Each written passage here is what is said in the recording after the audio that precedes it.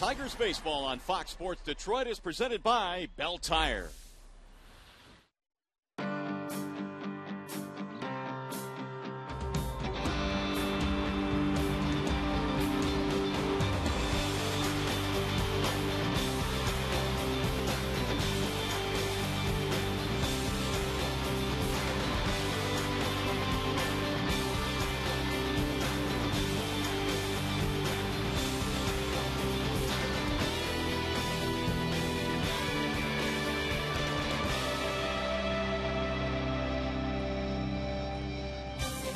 Well, with 2 games to go in the regular season, Mother Nature is having her say as to when we will start baseball tonight. As you can see, it's cloudy, a light rain falling right now at Comerica Park. The tarp is on the field, a bit of a delay to tonight's start. Game 2 in this series featuring the visiting Cleveland Indians and your Detroit Tigers. Hello again, everyone. Welcome to Tigers Baseball. Mario and Pemba, Rod Allen. Glad to have you with us here tonight as we play Game 2 in this series. And, Rod, yes, there are just 2 games left. Important 2 games, though, as the Tigers continue to chase that second-best record in the American League. They certainly would rather start at home. And the fact that they don't want any rain delays, obviously we're going to have a rain delay here tonight, but you don't want to run the risk of tomorrow having rain, especially with the uncertainty of who they're going to play.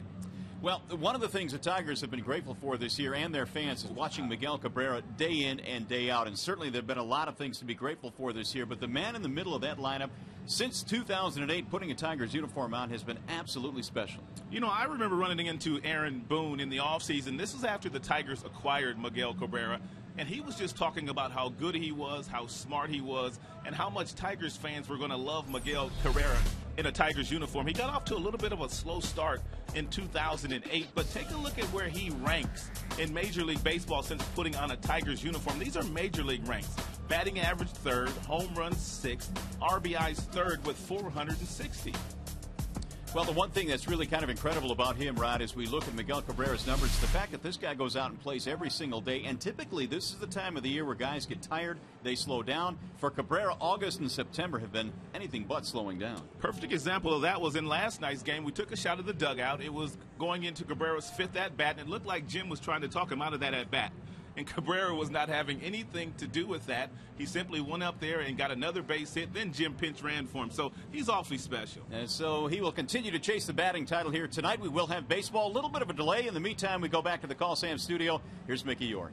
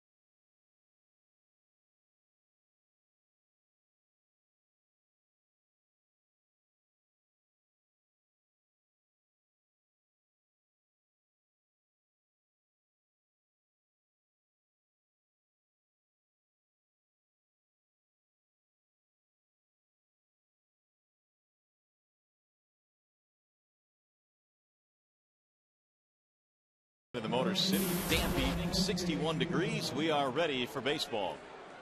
Kosuke Fukudome will lead it off. He'll be followed by Jason Kipnis and Carlos Santana. 2 more to go in the regular season. Off day on Thursday. Playoffs begin on Friday. Fukudome batting .253. 0 for 3 in the opener last night. And here is Scherzer's first pitch of the ball game. It's slapped foul back out of play 0-1. Fukudome this year has hit 5 home runs in a Cleveland uniform. He came over from the Chicago Cubs in a deal back in July on the 27th. He has played much better for Cleveland than he did for his former team, the Cubs. 31-minute rain delay in this one here tonight. So we start a bit tardy, but we start nonetheless. 1 ball, 1 strike on Fukudome. And Scherzer delivers a strike. 1-2. Max has the explosive fastball that will go anywhere from 93 to 97. Really good slider when he's able to get on top of it, and a couple different changeups that have been really good pitches for Max all season long. Max has made 3 starts this year against the Indians. Tonight will be his 4th. He is 2-0 with a .372 earning against Indians hitters. 1-2 on Fukudome.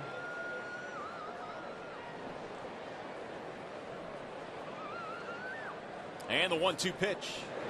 Swing and a miss. Down he goes at 95, right at the knees. You can't get hurt in this area, especially when you have this kind of velocity with this kind of late life. That's a 4-seam fastball. You can see how he was gripping that ball right across the seams, and that's when the velocity gets up to 95, 97 for Max. So with 1 out, here is Jason Kipnis, the Cleveland second baseman, 0 for 3 in last night's game.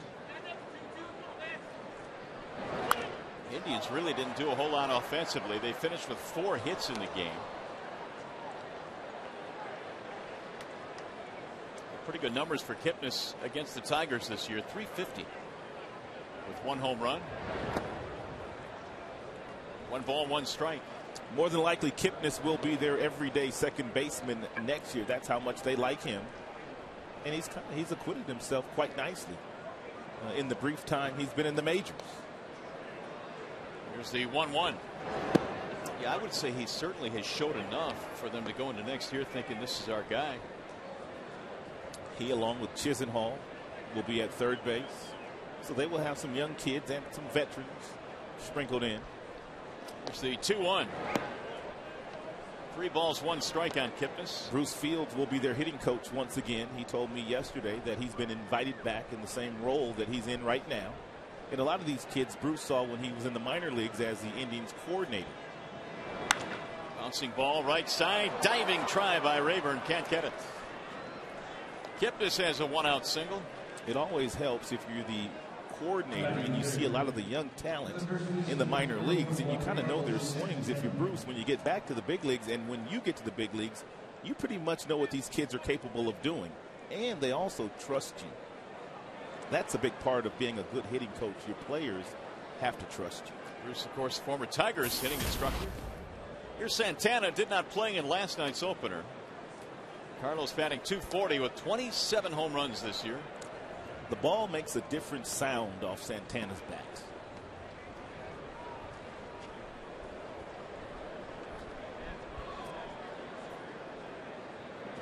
Scherzer misses outside. 1-0 on Santana as Avila runs it down.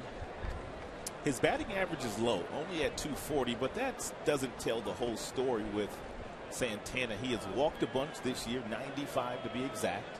And you talked about the 27 homers. 95 walks is a lot of walks for a very young guy.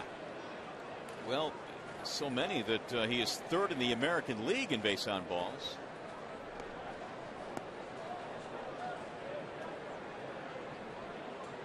Here's the 1-0. Santana this year has hit just .204 against right-handed pitching. He leaves the strike zone a lot against righties, overswings, and doesn't usually get himself in good hitter-friendly counts.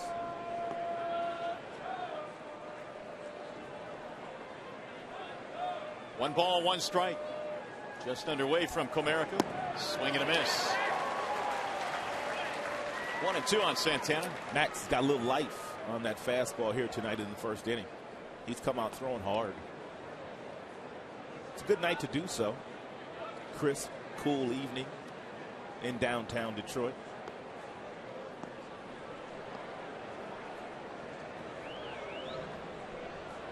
One out single for Kipnis.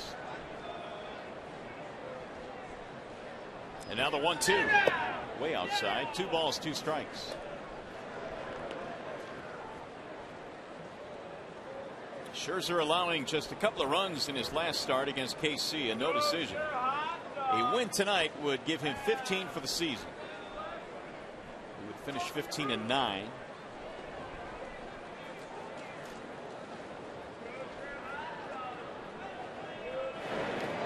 He almost threw that one in the dirt. Kipnis getting back in. 2-2 the count on Santana. Scherzer tonight, Porcello tomorrow. That rounds out the regular season here in 2011.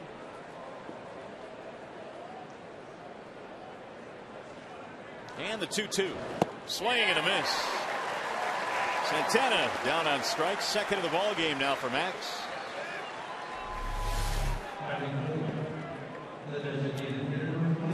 It's one of the things that they want Santana probably to cut down on, and that's the aggressiveness of his swing with 2 strikes. So now here is Jim Thome. Batting .253, was acquired by the Cleveland Indians August 25th from Minnesota. Getting back to where his baseball roots started with the Cleveland Indians.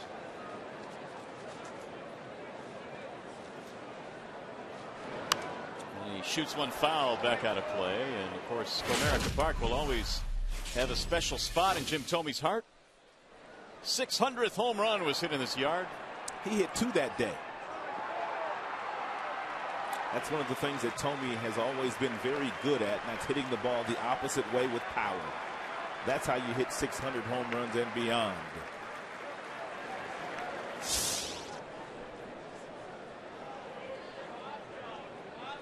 Thome still chasing Sammy Sosa for 7th all time. Sosa has hit 609 and Thome 604.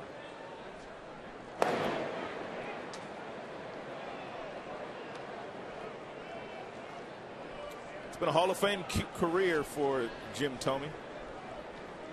And I read recently as well that Thome will have a statue at Progressive Field. I saw that too. Here's the 0-1. There's a strike on the outer edge. 0-2 on big Jim Thome. It kind of gives you an idea of what Jim Thome meant to the city of Cleveland. The fact that a guy can leave as a free agent and be gone for the better part of 10 years and then go back. And they still want to build you a statue. I guess you can always go back home. And because Thome has. Here's the 0-2. Just missed with it. 1-2. Drafted in 1989 as a third baseman. 91 was his first year in the major leagues, and he played there through 2002 before departing for Philadelphia.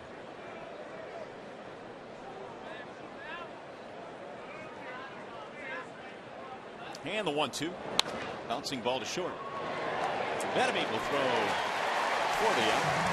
Technically, that's a 5-3 ground out. Half inning in the books. No score.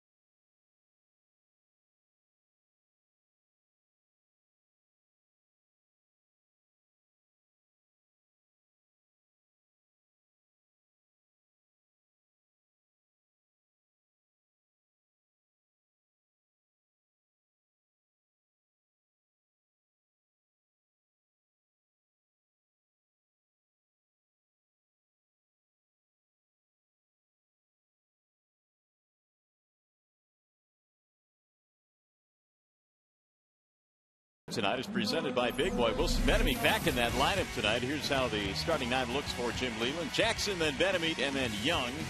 Cabrera at first base. Victor is the DH. Alex Avila catching. And your bottom 3 tonight features Ordonez, and Peralta and Rayburn. The Bernstein advantage brings you the scouting report on Genmar Gomez. Get the Bernstein advantage. We go to bat for you. Well, he's had a couple of really nice years the last 2 years in AA and also AAA, and some good starts in the major leagues. He gets it done with a really good power sinker, also a nice slider and a changeup, and he has won his last 5 decisions. So he's making a bid for that rotation in 2012. So the 23-year-old Genmar Gomez goes to work now against Austin Jackson. We're scoreless as we go to the bottom of the first, and Jackson hitting .249.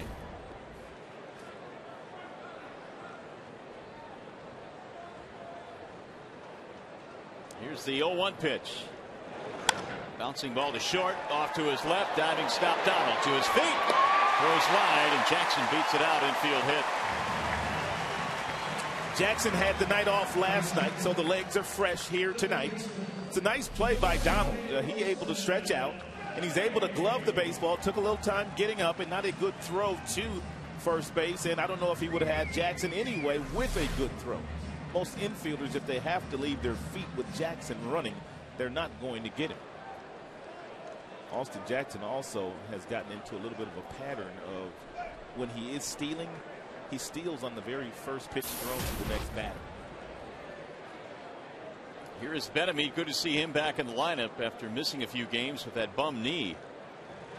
And Wilson looks at a strike. 0-1. Now, weren't we in Jim's office yesterday and we asked about Benamite, and he said, I'm worried about him? Not only did he say he was worried, but just the look on his face just seemed to indicate that it just didn't look good for Benamite. Well, no doubt Benamite probably read that. And he said, I better get out of here. Yeah, and here he is. Because trust me, the players, they read the paper, and when the manager says, I'm worried about you and possibly you're going to be off that postseason roster, guess what, buddy? You better get out there. It's a miracle. 1 ball, 1 strike on Benamite. Wilson batting in the 2 slot in this one. The 1-1 backs him out of there. 2 balls and 1 strike. I was talking to Don Kelly in the clubhouse today, and of course Don Kelly was hit last night on the leg by about a 90-mile-per-hour fastball. And he said it got him good. But he says with Jim, if Jim doesn't like to come out of that dugout, so you better get up and you better get down to first base. And that's exactly what Kelly did. Yeah, Kelly didn't even rub it. He just ran down there. Don is out of the lineup tonight. That's fouled back out of play. 2-2 the count. Well, they had to give Benamite some reps. I mean, there's only 2 more games left. They have to decide whether he's going to be healthy enough to be added to the postseason roster. Kelly and Brandon Inge, of course, play that position as well. Jim also mentioning that he's already told Carlos Guillen he will not be on the roster for the first round, but the second and beyond, if the Tigers are able to get that far, that could change. The 2-2 is hit on the ground at first. Nice play by Santana. They'll need the tag play down there, and it's not in time. That's where you have a rookie first baseman on that bag and you don't get the double play. The way that he should have gotten the double plays, he should have gone to second base right now. Instead of taking 4 steps to go to first base, that allows Jackson with his speed to get there safely.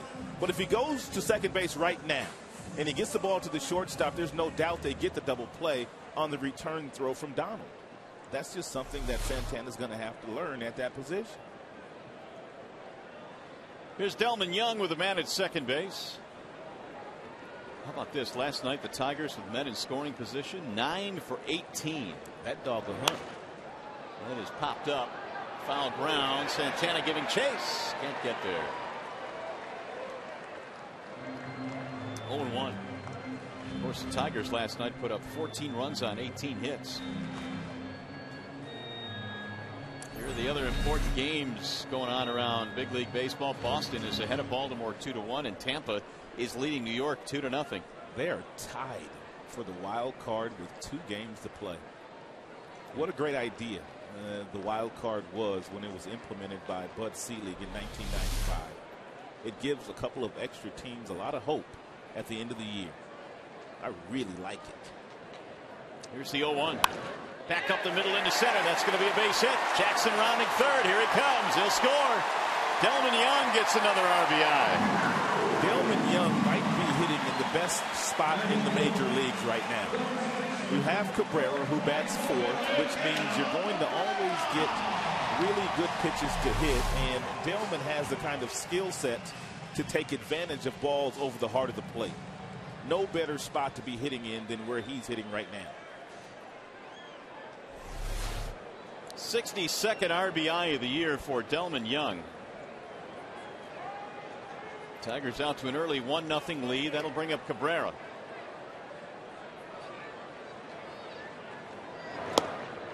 Ball 1 to Miguel.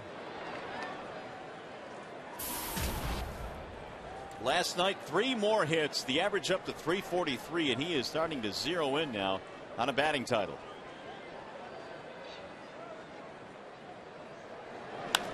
And that's a fair ball down the third base line. It'll rattle off the side wall, and Young will go to third base. Double for Miguel Cabrera. And he ain't backing into that batting title. He's the hottest hitter on the planet right now.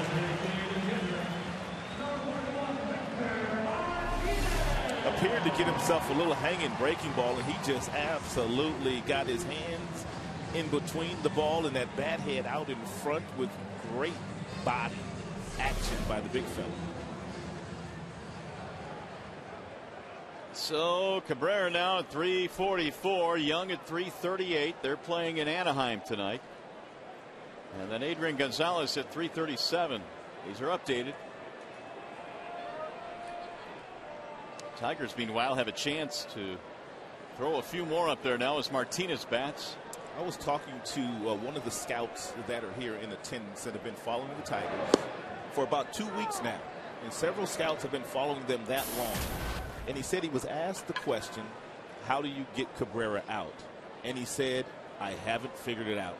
I said, well, you better. You only have one more game. He says, I have not figured out how to pitch to him yet in 2 weeks. I'm not sure there is a way to get him out. You got to have some really good stuff. That slap foul back out of play 0-2. Because he never really leaves the strike zone. And now with that 2-strike approach that he has where he spreads out, he doesn't pick his foot up, you can't even throw a 100-mile-per-hour fastball by him right now. There's about 20 scouts here in attendance scratching their heads.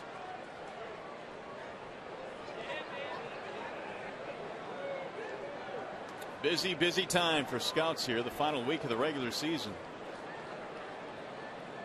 0-2 on Victor Martinez. Low, 1 ball and 2 strikes. Well, it all started with a hit by Austin Jackson, and that may be a theme for the Tigers once the playoffs roll around. They need him to get the offense going and let the big boys clean it up. Jackson, by the way, scored his 90th run of the season in this inning.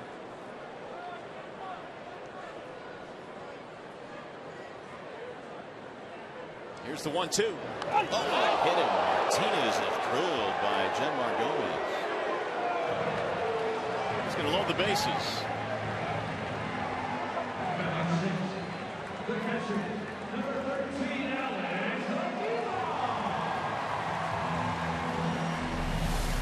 That hurt. I mean, that really hurt. Ooh, good to get him in the back left leg. A look for Gomez. He didn't like that. I mean, that ball was behind him. Yeah, he didn't like it. And he let him know it.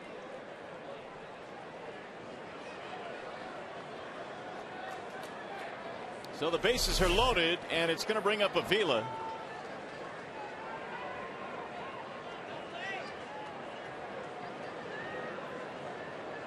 Avila batting .298, had 2 hits in last night's game. And he shoots 1 foul back out of play.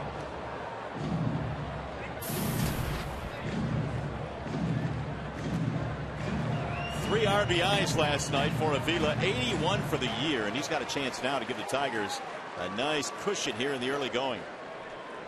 Delman Young at third base, Cabrera at second, and Martinez at first. Early trouble for Genmar Gomez.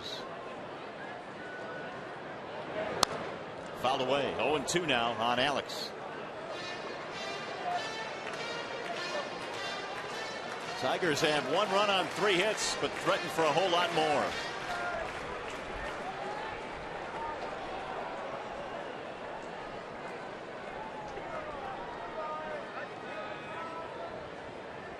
Gomez, just 23 years old, out of Caracas, Venezuela.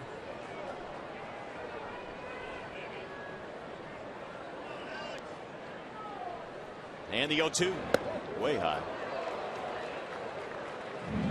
Gomez last year made his major league debut against the Tigers. In fact, he battled Andy Oliver with 7 scoreless innings in Cleveland and then was sent back down to AAA the very next day. He was struggling with his control in the minor leagues before he got called up for that spot start.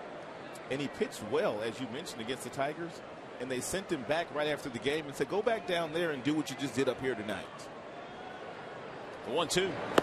It's usually the other way around. If you get in the big leagues and you do well, you stay. Well, Gomez trying to forge himself a spot in the rotation next year. On deck, Maglio Ordonez.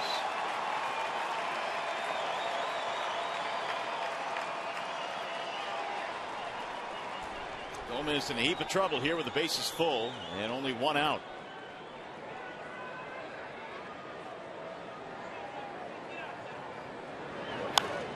Driven foul, back out of play. 2-2 on Avila. He has faced Gomez twice in his career, and he's 2 for 2 against him.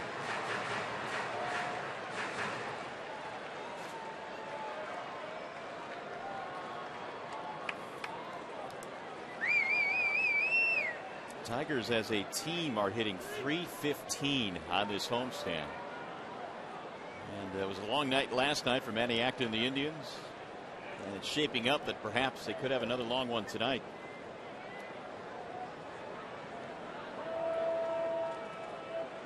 Two and two.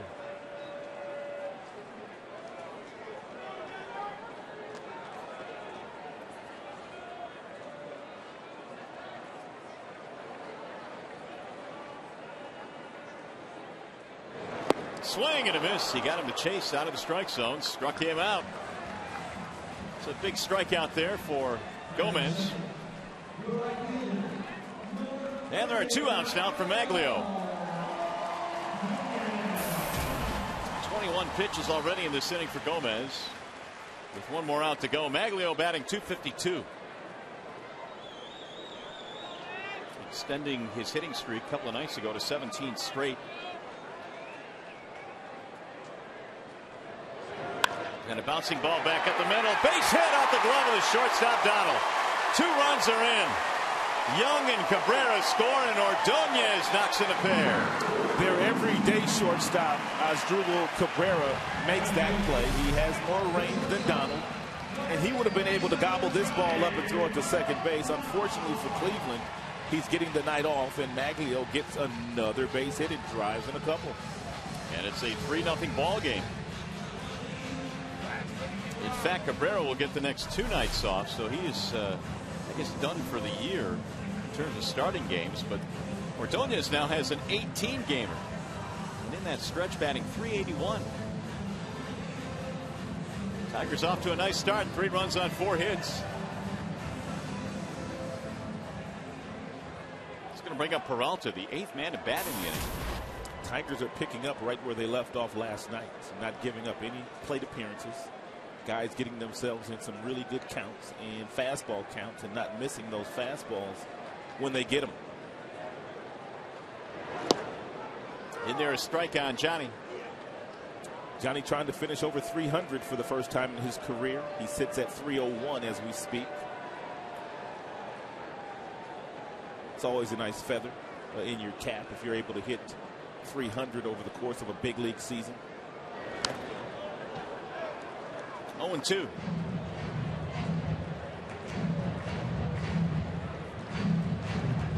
Home runs this year for Peralta, 84 RBIs.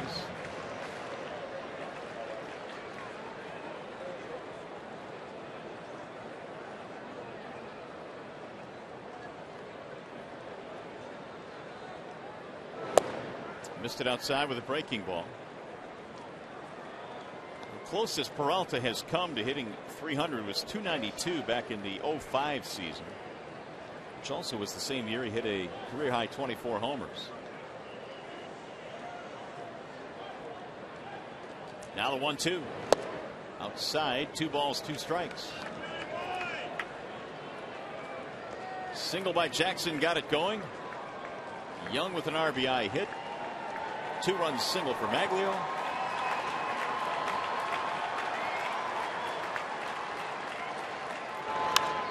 Fly ball center field. Carrera going back. And he'll settle under it for the final out. Tigers get a good start though. They scored 3 times. We go to the second.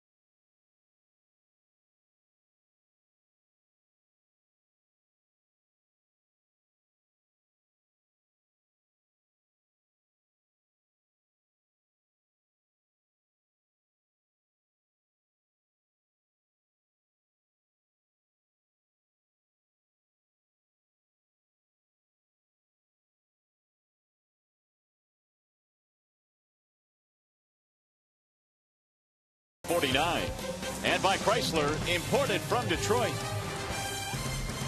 It is a chilly night here at the ballpark tonight. 60 degrees, a crisp evening. The Tigers off to a crisp start. 3-0 is our score.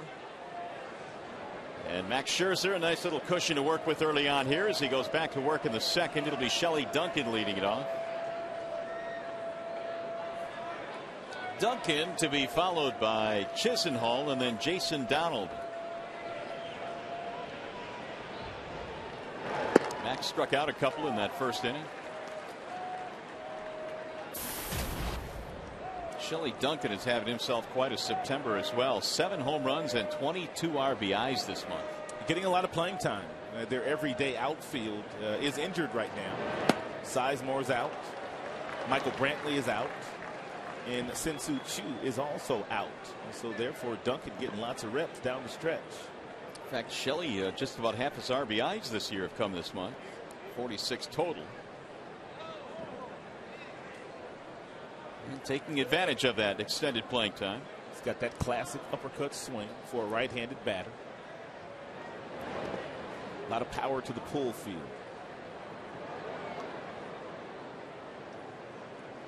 1-2 on Shelley Duncan.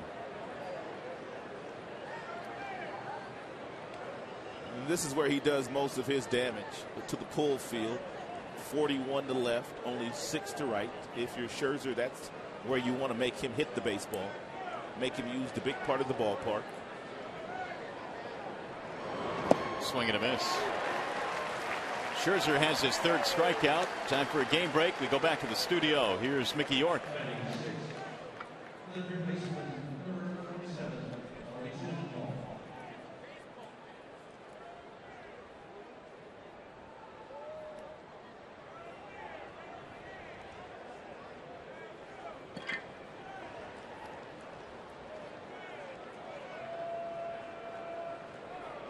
All right, Mick, thank you. I find that interesting considering Jared Weaver needs only 1 scoreless inning to win the ERA title. I do too.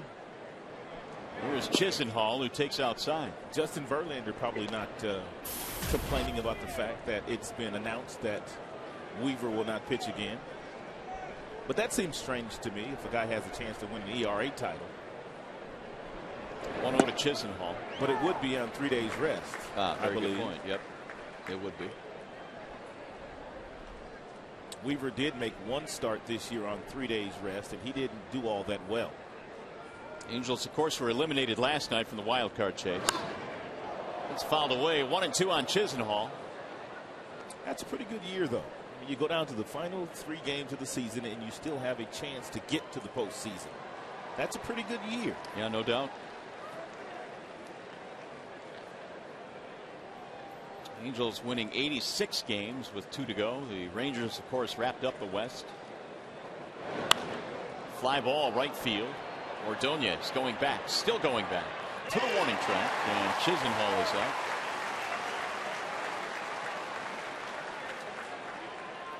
He should be the unanimous winner for the Cy Young Award this year with these numbers that he has posted. First in a lot of American League ranks. Strikeouts at 250, 24 victories. And your game 1 starter on Friday.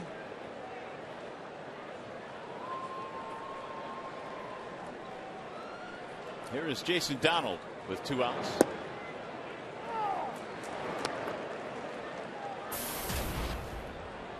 Donald batting .318. Came on as a pinch hitter in last night's game, 0 for 1. And Max's 0-1 pitch. 0-2.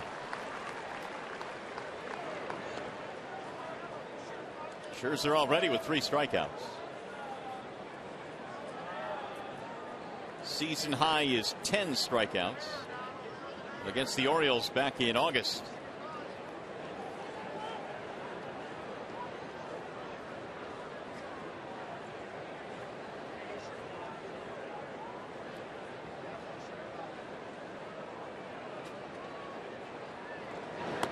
Way outside. Oh, he spun Avila around. And Tigers pitchers are built to go long in the season, and most of the guys have made all their starts. Just about every single guy is 6'5" and above. Big, strong legs. Led by Justin. Fister 6'7". Big Brad Penny. He's a big one too. And the 1-2. 2 balls, 2 strikes. I thought you made an interesting point earlier in that the Tigers really have gotten all of their starts out of all their starters. I mean, that really doesn't happen all that much. It really doesn't. It's one of the reasons why they're headed to the postseason. They got hot at the right time. Brad Penny won 11 games as the number 5 starter. They would not be where they are had it not been for Brad this year. Meanwhile, it's strikeout number 4 for Max Scherzer. It's a 1-2-3 second.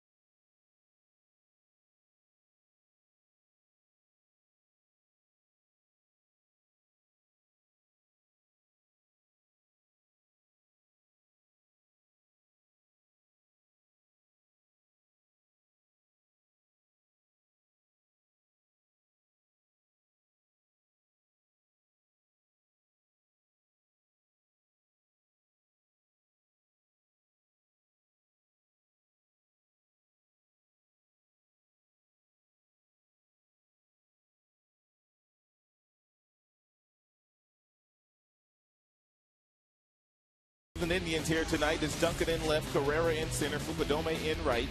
Chisenhall, Donald, Kipnis, Santana round out the infield, and Lou Morrison is catching for the second consecutive evening here at Comerica Park.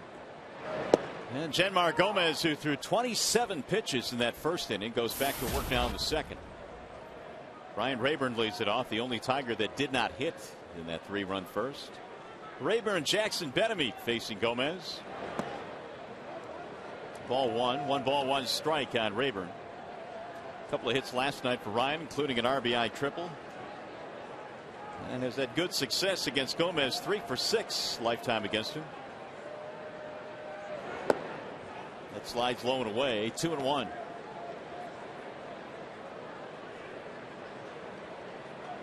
Tigers already with 4 hits in the first inning of this game. So when you combine their numbers from last night, that's 22 hits in the series.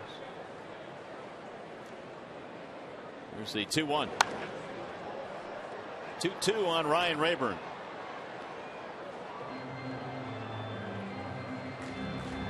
Gomez once tossed a perfect game in the minor leagues back in 2009 when he was pitching in Double-A for Cleveland in Akron.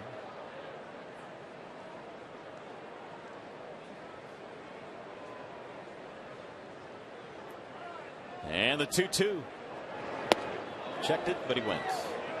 So says Tony Randazzo. And Rayburn saying, come on now.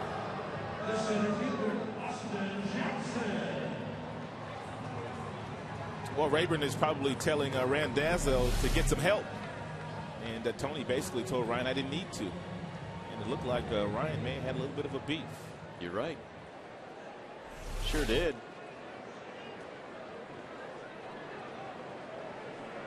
Second strikeout for Gomez. Here's Jackson. Ball 1-2 Austin.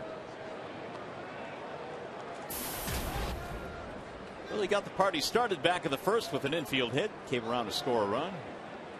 The RBIs in that first. Ordonez had a pair. Delman had one. 1 ball, 1 strike.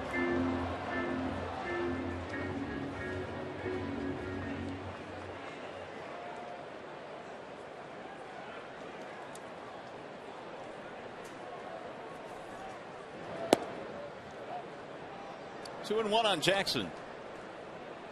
Good count to hit in here if you're Jackson. More than likely you're going to get a fastball. Just make sure it's down in the strike zone.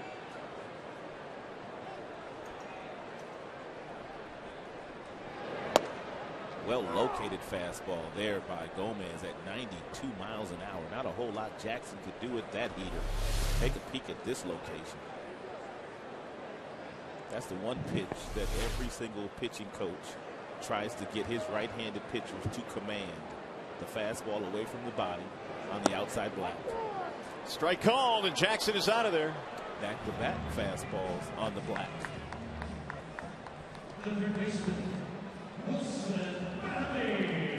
Hey fans, coming up this weekend on Tigers Weekly, it's your chance to take another look at the top moments and performances of the Tigers division winning regular season. Tigers Weekly Best of 2011 comes your way Friday at 6 p.m. and Saturday at 10:30 a.m. here on Fox Sports Detroit. A lot to look back at 2011, that's for sure. What an exciting season this has been. With a lot of outstanding moments. Wilson Benameat batting here with 2 outs. Janmar Gomez now with 3 strikeouts in the game. And the 1-0. 2 balls, no strikes. Benameat bounced out his first time up. Sharp ground ball to the first baseman Santana. He had not played a game since injuring himself on the 16th at Oakland on that trip in which the Tigers clinched. 2-1. And Benameat has done his best work this year against right-handed pitching. And coming in at 297, which is exactly what they envisioned him doing when he came and put a Tigers uniform on, and that's why they need him healthy going into the postseason. Don Kelly has done marvelous work at third base while Benameat has been hurt. But I believe if Jim had his choice, it would be having a healthy Benameat to play against right-handers. That way Kelly could play all over the place as he does on a nightly basis. High, towering fly ball way back into right field. He got all of that one. Oh, he killed it. Oh, my goodness.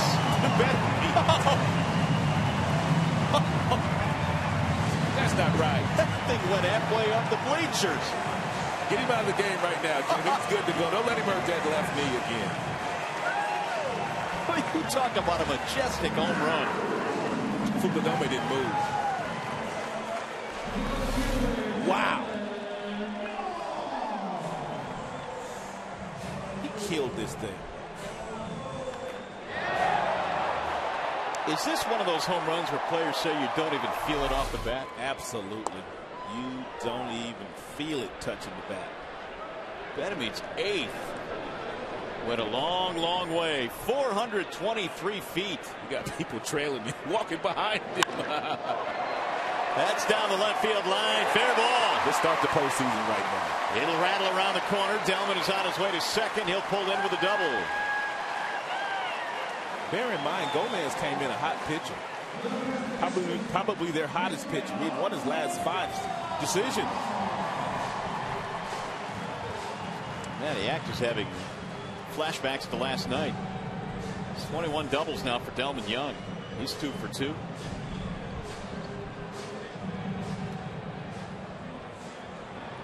Crowd still buzzing on the 423-foot homer by Wilson Bedeme. Here's Cabrera.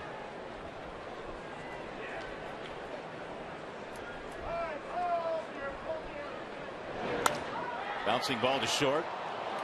Gobbled up there by Donald. And Cabrera's out. Inning over. However, the Tigers get another one on the long homer by Wilson Bedeme.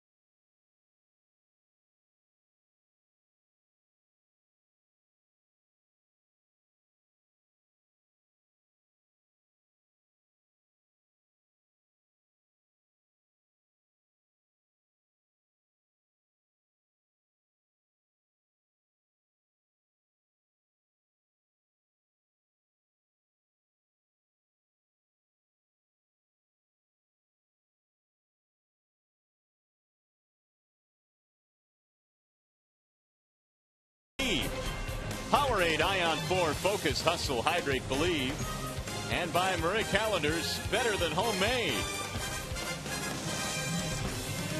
Back here in the Motor City, downtown Detroit, Comerica Park all lit up tonight. So is the downtown skyline. Wilson Bedeme lit up that pitch from Genmar Gomez to the tune of 423 feet. Yeah, he did. And so Scherzer now enjoying a 4-0 edge. Ezekiel Carrera leads it off for Cleveland.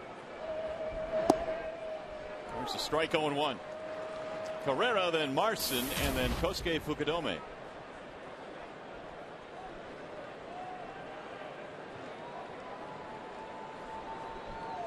Here's the 0-1 pitch. Bouncing ball to short. Right at Peralta. Carrera is out. One gone here in the third. Hey, by the way, this game is available in crystal clear high definition on Fox Sports Detroit HD. It's sponsored by Xfinity from Comcast.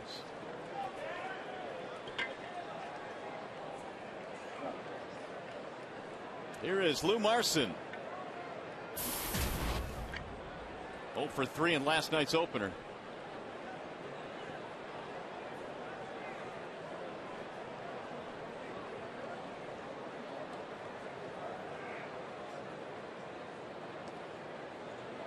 Tigers have 4 runs, 6 hits already tonight. No runs on 1 hit against Scherzer.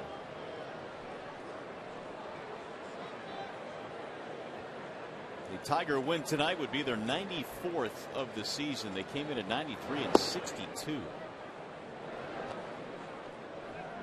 And there was a time, Rod, where I guess we thought that maybe mid-80s would win this division. No doubt. And possibly low 80s. That's the way that it was looking before the Tigers got hot at the beginning of September and ran off 12 straight. 3-0 on Marson.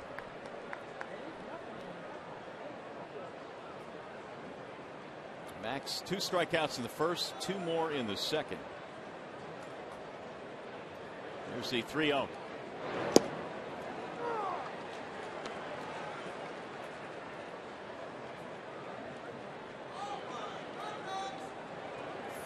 Up on Cleveland at this point. How about Minnesota? Scuffling. 99 losses. They can't wait for the year to end. Into right field, Ordonez. 2 outs. I kind of like the way that Max is going about his business here tonight. Even though he has a good lead, he is continuing his tune-up for the postseason, using all his pitches early in this game.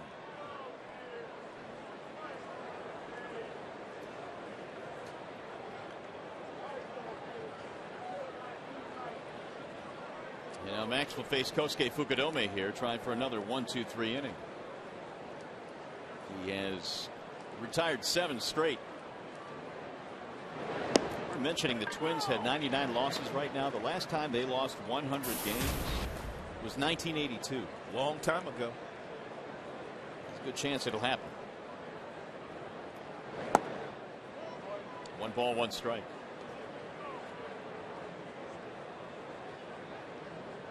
Fukudome struck out to start the game back in the first.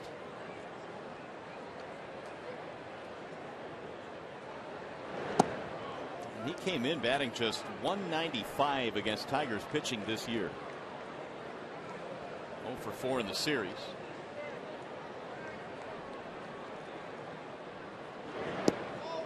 There's a strike on the outer edge. 2-2.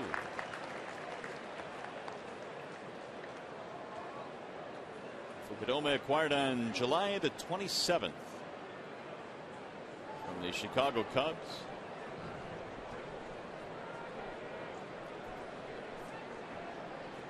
Here's the 2-2 offering.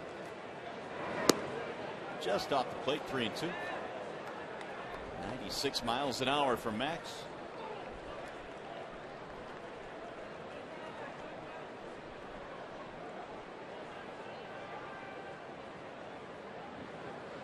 Three-two pitch. Bouncing ball right side. Rayburn over to get it. 1-2-3 inning for Max. He's retired 8 straight. 2.5 in the books.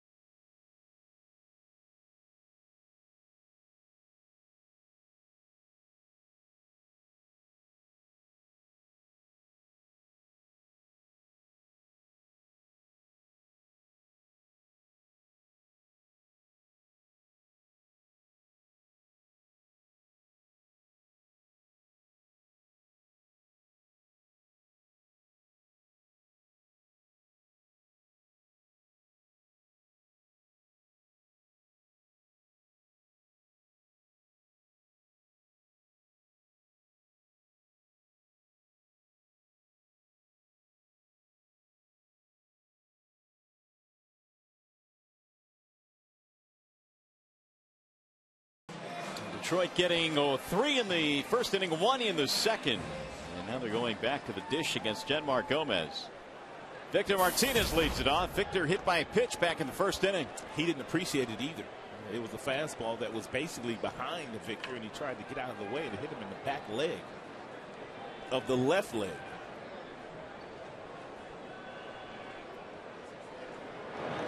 Way outside from Gomez, 1-0. Victor 6 hits on the homestand, 2 out of 4 last night. His month of September has been lights out as well. 25 RBIs this month. Yeah, watch this swing by Victor if he gets a fastball anywhere close to the zone.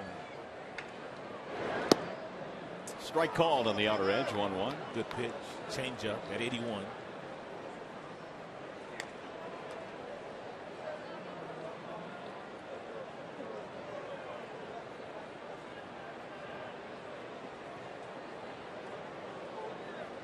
And the 1-1 pitch. Missed it outside. 2-1 on Victor. For as good a month as Victor has had, we mentioned the 25 RBIs. Adrian Beltre, the Rangers, has knocked in 27. They need to keep him healthy. The 2-1.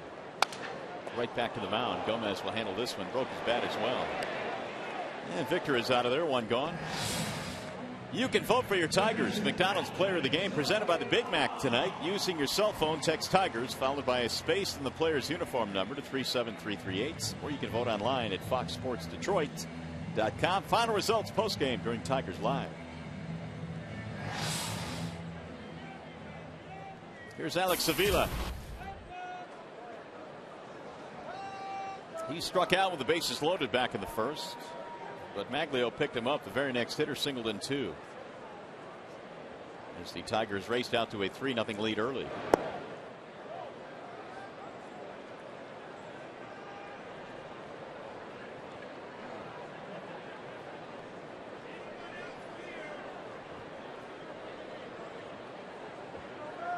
Here's the 1-0 pitch. Outside, 2 balls, no strikes.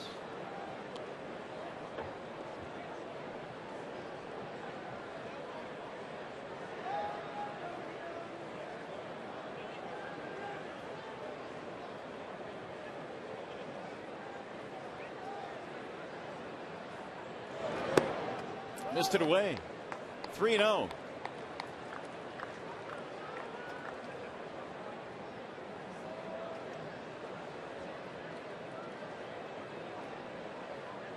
Maglio waiting on deck. Here's the 3-0 pitch. And it's ball 4. It's a 4-pitch walk.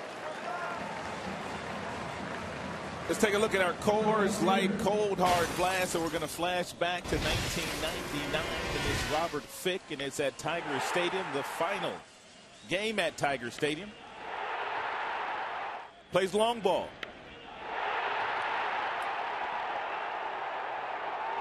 Grand slam. A memory that he will not forget. Old Tiger Stadium. I'll never forget the first time that I saw Robert Fick playing a game. I was doing some scouting in the Arizona Diamondbacks organization, and I went to go watch Travis Lee play.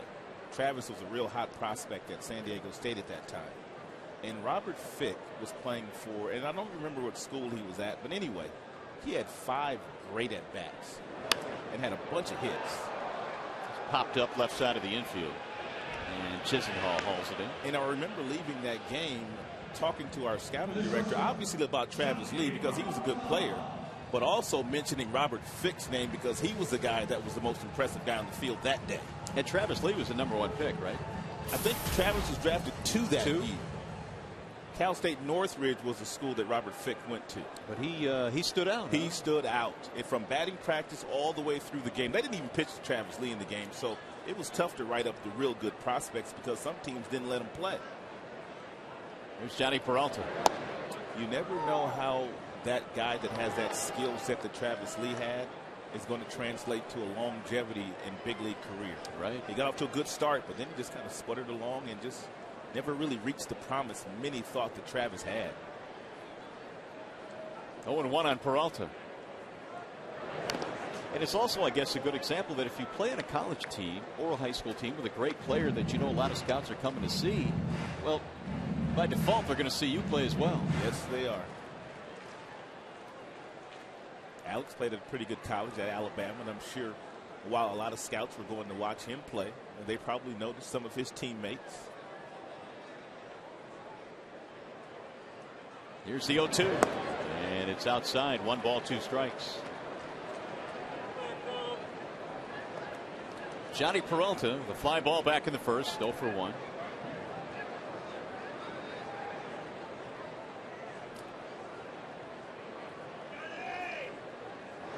Swing and a miss, and down he goes. Ending the inning. 3 in the books here. Well, you saw Fick's grand slam back in '99. Here's the final out. Jonesy strikes out Carlos Beltran.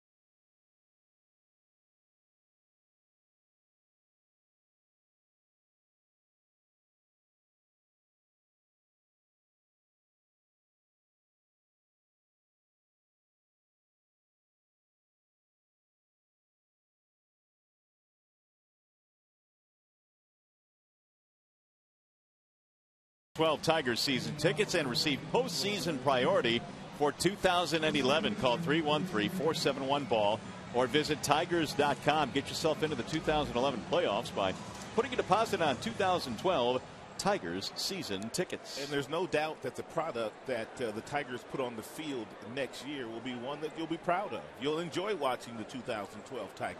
It'll be a lot of these same guys. Well, it is Scherzer going back to the mound. He's retired 8 straight. As we go to the 4th inning, it'll be Jason Kipnis starting things off for Cleveland. It's a really good point because when you look beyond, I mean, this is still a relatively young nucleus to this team. Yes, they are. You know, Verlander and Fister at the top of the rotation, Scherzer as well. You got Young in the outfield for next year with Jackson and probably Brennan Bosch. Well, not probably Brennan Bosch. Brennan Bosch will be out in the outfield next year. I was talking to Bosch today, taking a look at his thumb. Didn't look all that well, but he said it's starting to feel good. He's starting to do some mobility exercises. It's a good sign. Here's the 1-1. Foul down the left field line, back out of play. There was no bandage on it, was it? Not today. Yeah, it looked like it was good to go. He's all bundled up tonight. He's from Cali.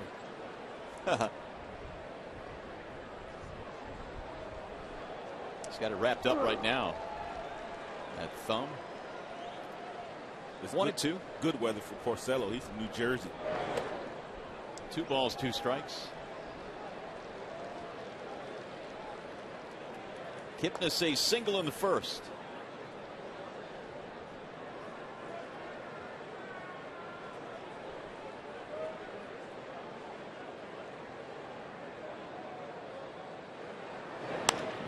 Chopper hit to the second baseman right at Rayburn. Kipnis is out. 9 in a row set down by Max. AT&T trivia question time. When was the last time both leagues had a pitcher win a triple crown? The last time that both leagues had it, Clayton Kershaw is going to do it in the National League. Now, why is JV sitting over there by himself? He's not throwing a no-hitter tonight. He's probably in his zone thinking about his start. No one close to him. Ball outside. Wow, literally.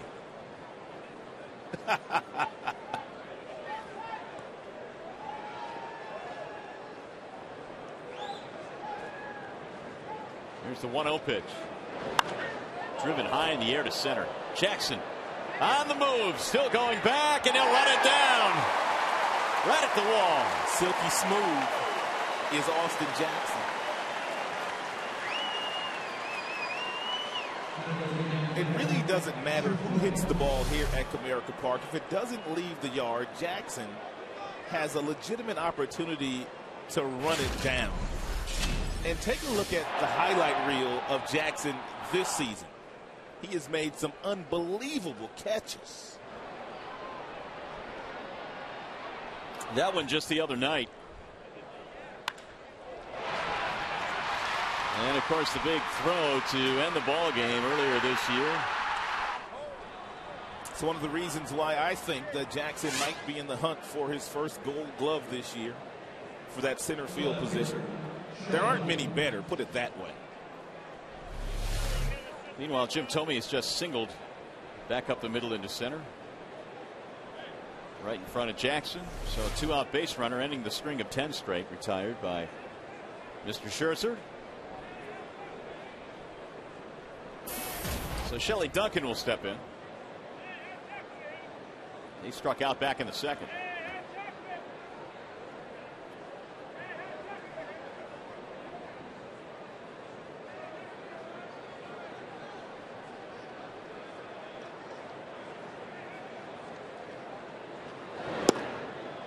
And there's a strike on Shelley.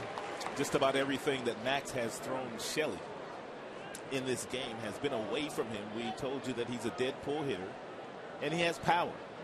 And so you want him to hit the ball to Jackson or Ordonez in right field. Not much power in those directions. And he's still trying to pull the balls that are away from him, therefore swinging over the top of them and not able to make contact with it. You can see that front shoulder is way off the ball. He missed that by about 5 feet. Duncan contemplating that last swing. He's behind in the count 0-2.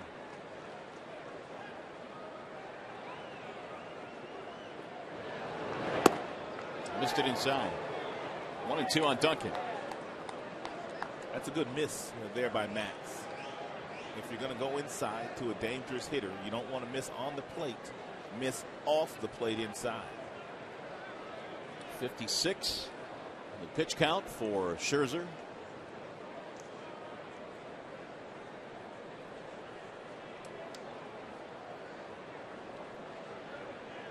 And the 1-2. Avila wanted the appeal down to first base. Randazzo said he didn't need it. 2 balls, 2 strikes.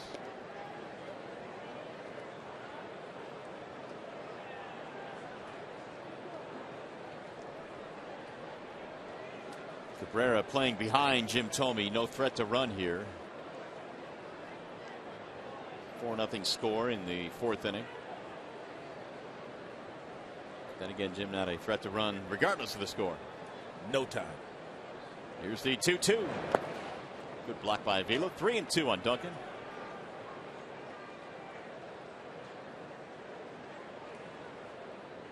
Waiting on deck, Lonnie Chisenhall.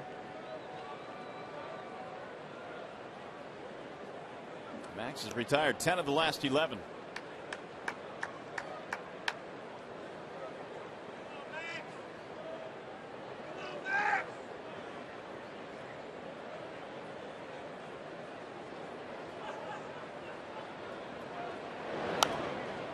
Fouled away.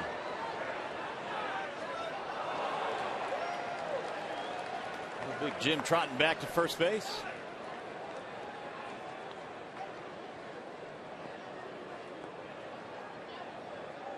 Scherzer tonight, Porcello tomorrow. Regular season comes to an end. And Rick Porcello will be searching for his 15th win as well tomorrow night. 3-2 pitch. Driven to left field. Delman Young is on the move. Still going back. He's to the wall. He can't hold on. Toby will come around to score. And Duncan will go into second base. The Indians have a run. Not the best pitch in that situation by Max, or should I say the pitch wasn't executed. It's at 85 miles an hour. It appears to be a slider that kind of backs up on him, and it stays inside, and that's where Duncan has power. Delman got there right off the glove, but couldn't corral it. Double and an RBI for Shelley Duncan. It's a 4-1 ball game. Lifted back out of play.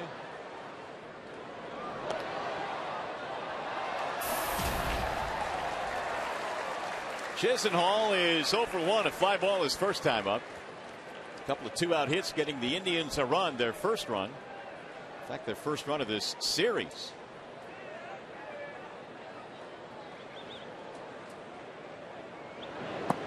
Scherzer missing inside. 1 ball, 1 strike. Chisenhall was a #1 pick back in 2008. Began his collegiate career at South Carolina. And then after 1 year transferred to a junior college in North Carolina. Pitt Junior College. Swing and a miss. 1-2. A couple of players we kept hearing about coming into this season in terms of being their best prospects. Chisenhall was right at the top of that list, and Kipnis as well. They're both in the big leagues. And both have gotten an extended look in the second half.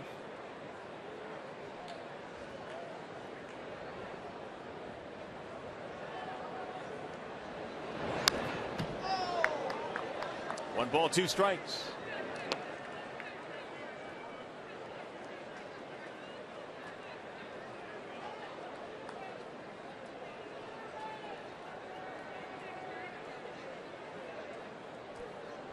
.64 pitches now for Max.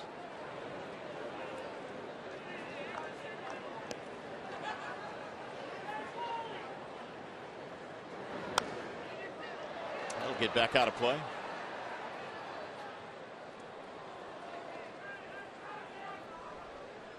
Well, as we continue to update you with scores from around the American League that have a whole lot of importance, it looks like Boston now has taken a 5-3 lead over Baltimore. And the Yankees have tied up Tampa Bay. They're even up Baltimore, I should say Boston rather, and Tampa for the wild card. And Texas later on tonight against the Angels. They hold a 1-game lead over the Tigers for the second best record. 2-2. And when you think about it, although Jim Leland not complaining about where or who he will play in the first round, if they indeed have to go to New York, they'll get in New York late. After playing tomorrow night, they will have to leave after the ball game, so they'd much rather start at home here on Friday. 2-2 is low. 3 balls and 2 strikes. We do know the times, we just don't know where they will be played. Game 1 on Friday, the ALDS. If it's here in Detroit, 5:07 first pitch, or if it's in New York, 8:37 first pitch. You got to get them Yankees in prime time. Absolutely. Every single year. Off the end of the bat foul. But the Tigers have a prime time team.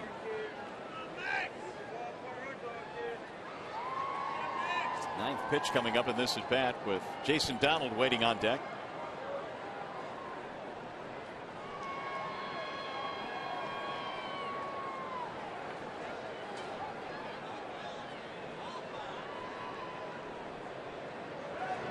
Swing and a miss, and Scherzer finally finishes him off. 5 strikeouts for Max. They get a run, leave a man. We go to the bottom of the 4th.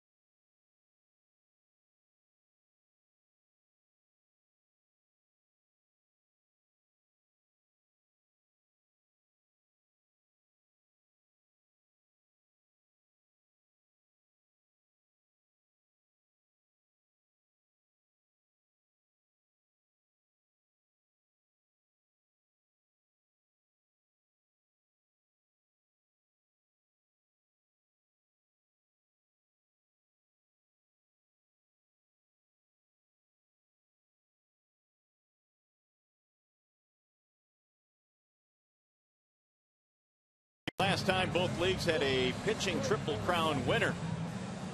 And you've got to go back to 1924 when Dazzy Vance and Walter Johnson each won the Triple Crown in their respective leagues. And you may have it this year with Clayton Kershaw of the Dodgers over in the National League and hopefully Justin Verlander. Two outstanding starting pitchers. Tigers coming to the plate here in the bottom of the fourth inning as Ryan Rayburn leads it off. It's a 4-1 ball game. Tigers on top. Rayburn, then Jackson, then Bettemy.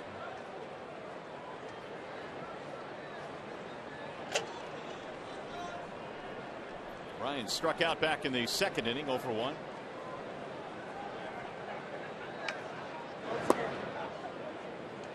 One ball, one strike.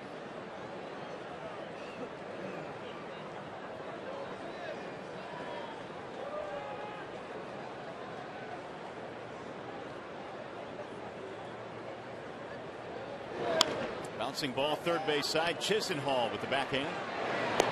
And Rayburn is out. One gone here in the fourth.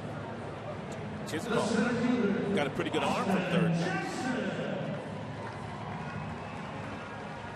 He threw that one on a line right at first. He sure did. Chest high. One out. Here's Jackson.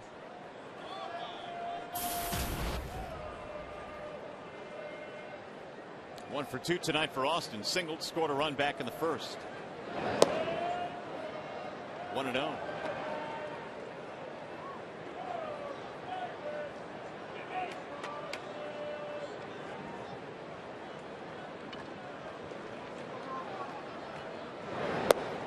Austin has the kind of approach that's really tough to maintain consistency with for an entire year. And because he has that high leg kick, and a lot of times when you have the high leg kick, you're trying to time the pitcher. And the one thing you must do is you must make sure it gets down before you start your swing. You can't drift when you have this kind of a leg kick. To the shortstop, Donald. And Jackson is out, 2 away. That'll bring up Bettemy. In case you missed it, take a look at this big fly. He leaned on it. Look where that thing landed. 423 feet. That was a softball swing. It was.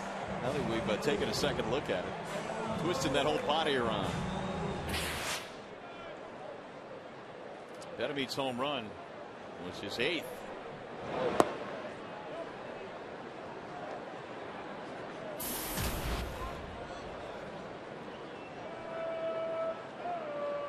Wilson now with 46 RBIs. That home run, by the way, was the 3rd he has hit against Genmar Gomez.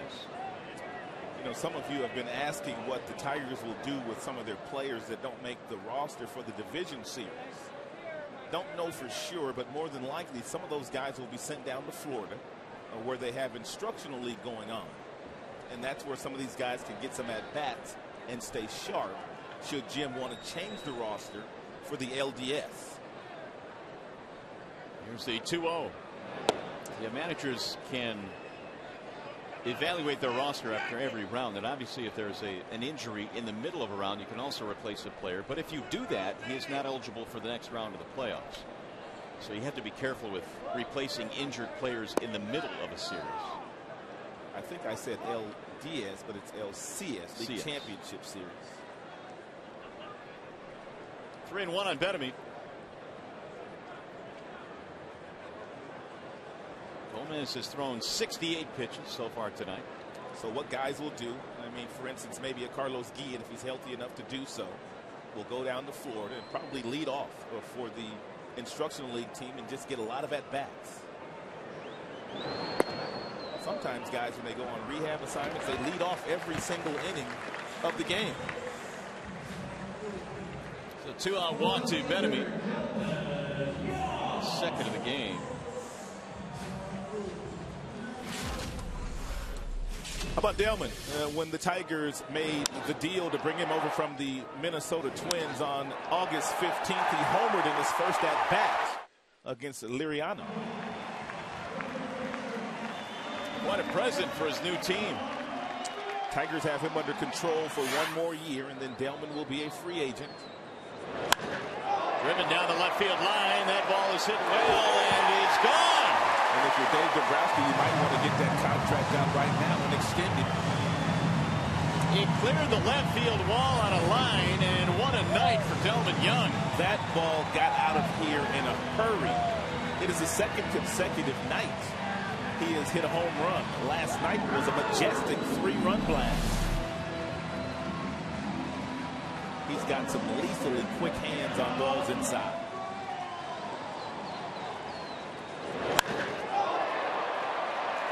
Look at this thing all over the fence. 361 feet. Single double homer tonight for Delman. A 6-1 Tigers lead.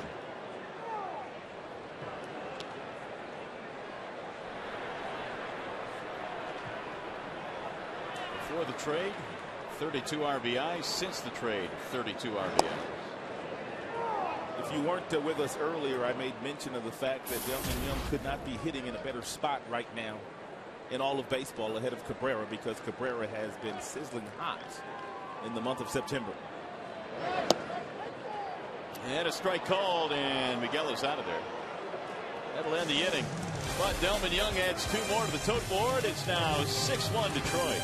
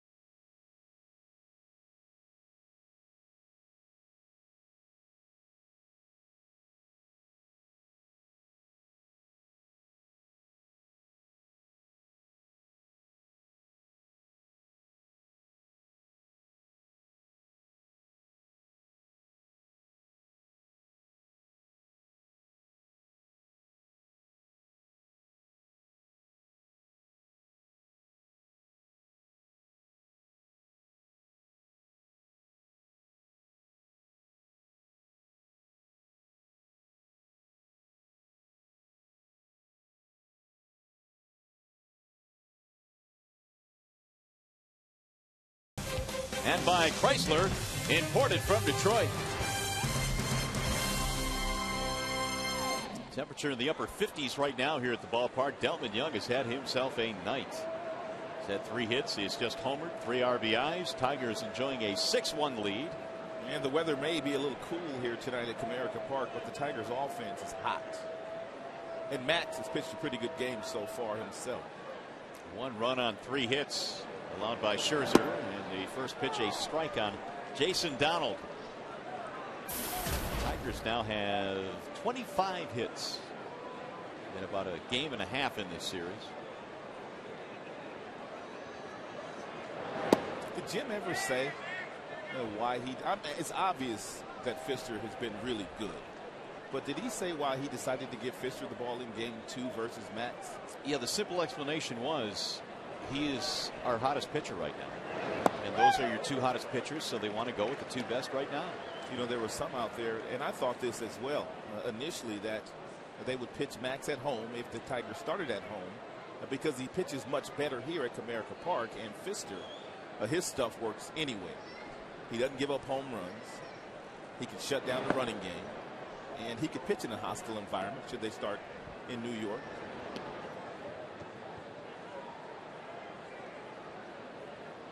Well, any way you slice it, the top 3 certainly you got to feel comfortable with. And even Rick Porcello, who's pitched better toward the end of the season. Max is pitching like a #1 tonight. 3-2 on Jason Donald.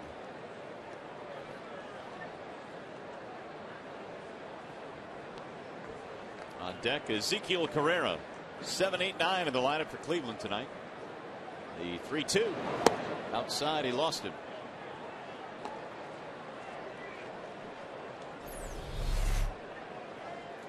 Tigers have a pocket of aces, and this is what they have done combined against the Red Sox, the Rays, and the Yankees in the starts they've had this year. Really good against the Red Sox, pretty good against the Rays, and the Yankees probably their highest numbers in terms of ERA. That's in there, a strike. Ezekiel Carrera with the leadoff man on. Scherzer has struck out 5 and walked 1. He's pitching like Fister tonight. Yes, he is. Mr. Fister. And the 0-1 runner goes. And it's in the air toward left. Delman on the move. Oh, did he touch the bag heading back? It doesn't matter. He's out. He is out. It's a bad play. He's out by a wide margin, too.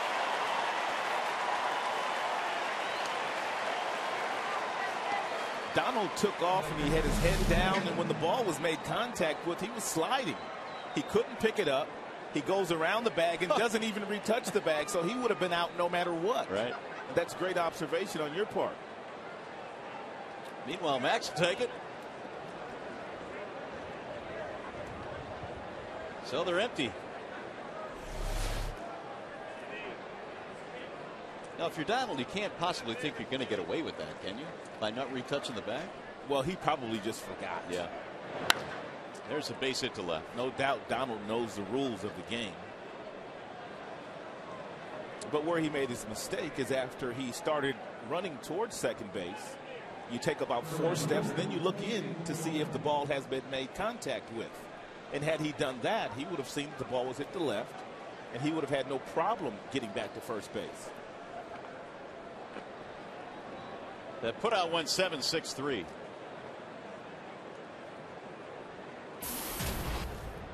Here is Kosuke Fukudome.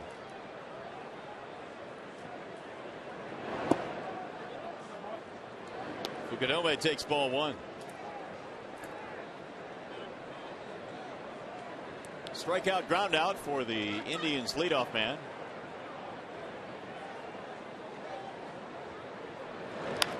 It's a spot normally reserved for Grady Sizemore, who has done nothing but battle injuries the last couple of seasons.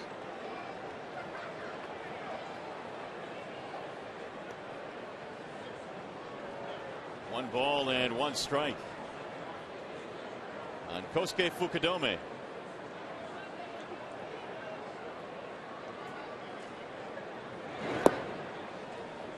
Make it 2-1.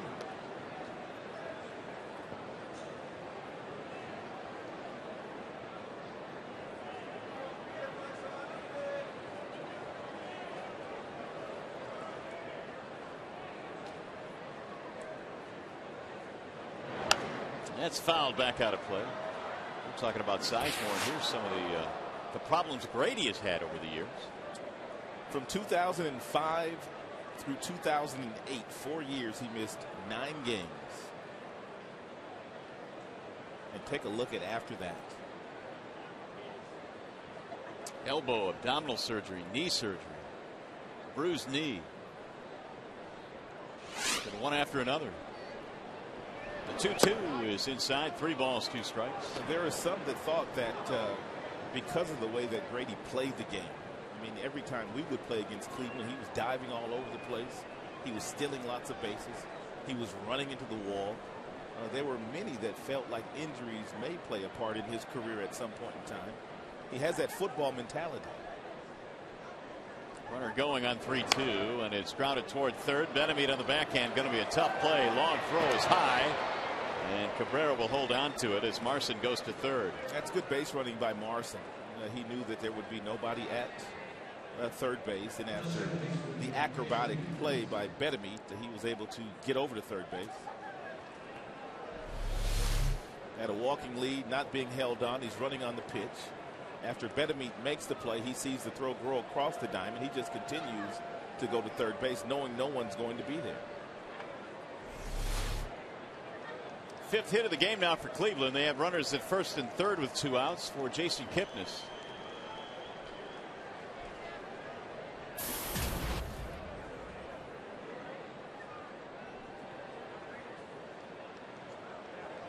One for 2 for Kipnis. Strike one. Max has a couple different changeups. He has the one that he just threw right there that he just tries to throw for a strike in a fastball count. And then he has another one that he throws a little bit harder. He throws that with 2 strikes. And that one acts more like a split-fingered fastball. Waving to miss. Back-to-back change pieces from Max. As I said earlier, it's good to see him mixing in all his pitches here in this game, even though he has a healthy lead.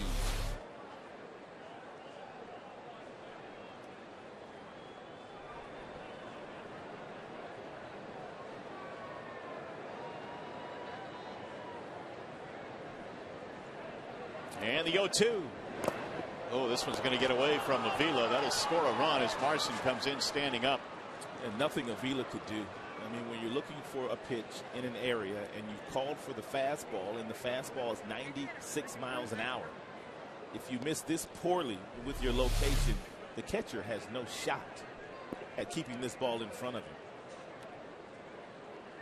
They wanted a fastball away, and take a look at where it ends up. I think it also caught the home plate umpire in the foot. 1-2.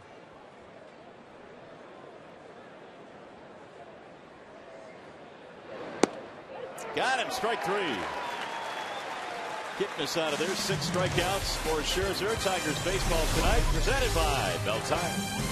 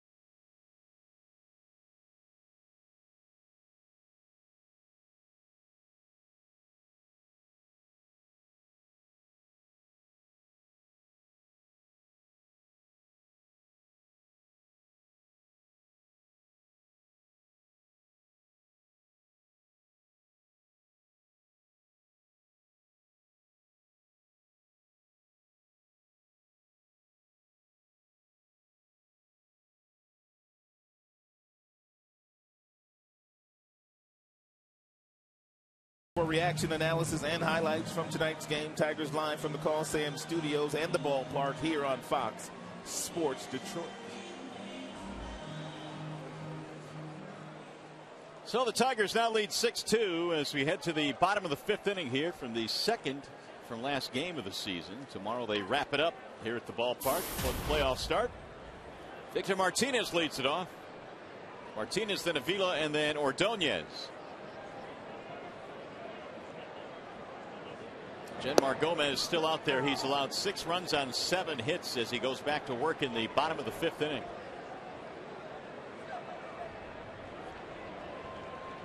Martinez hit by a pitch and a bounce out right back to the mound.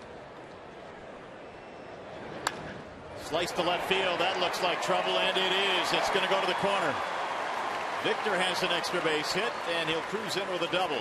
That's how you hit 323 in the big leagues. And it really doesn't matter which side Victor is slashing from. He goes foul line to foul line with aggression. What a hitter. That's a really good pitch by Gomez. It's down, it's away. Victor keeps the head down. The back foot comes off the ground. And the ball was off the plate, and he's still able to keep it fair. 8 Tigers hits in this game. He is one double shy of 40. Over 100 RBIs this year. There's Avila. Alex walked in the third. And the amazing part of that is he's done it with 12 homers. There is strike. Nope. Ball one on Avila. 12 home runs, 102 RBIs for Victor Martinez. Contact to damage ratio is off the chain.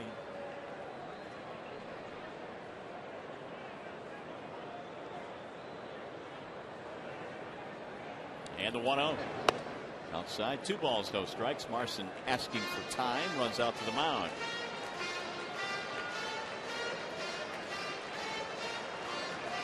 Gomez giving up 3 in the first, 1 in the second, 2 in the fourth.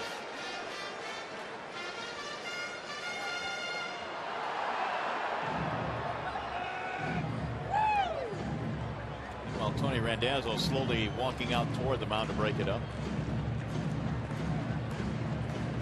Meanwhile, at Oriole Park at Camden Yards, Boston now leading Baltimore 7-3, and the Yankees have taken the lead over Tampa Bay.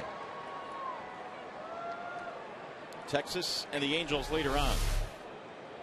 We'll keep you updated on those scores as we try and round out the picture in the American League for the playoffs. So what happens if Boston and Tampa end up with the same record?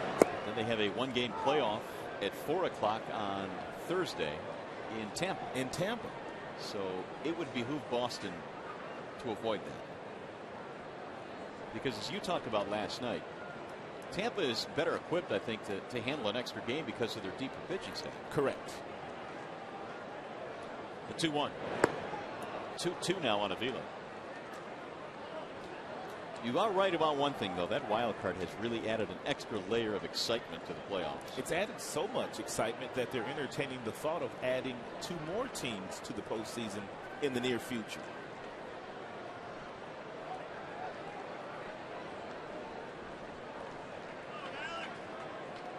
And the 2-2. Popped him up. And the shortstop, Jason Donald. First out of the inning. Former Tiger Chad Durbin tuning up now in the bullpen for the Indians.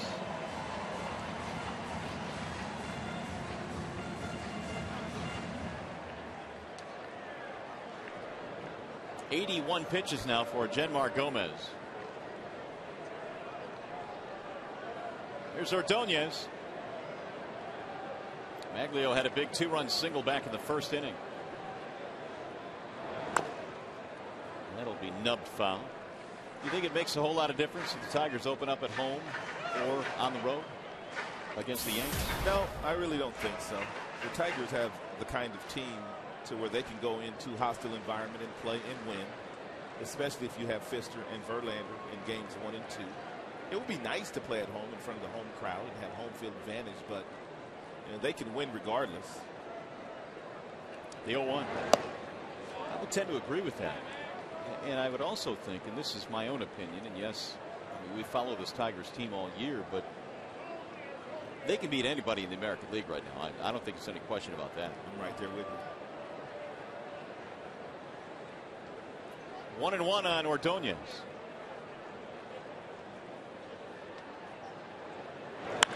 Driven down the left field line. That's going to hook and stay fair. Martinez will come around to score. Maglio scooting towards second base. He's in with a double. Second hit of the game for Maglio. I don't know if Maglio is thinking that he might be on the bubble as far as that roster is concerned, but boy, is he making a really nice push down the stretch to make sure that he's one of the 25 men on the roster. Maglio swinging the bat better in September than he really has all season long. He's healthy.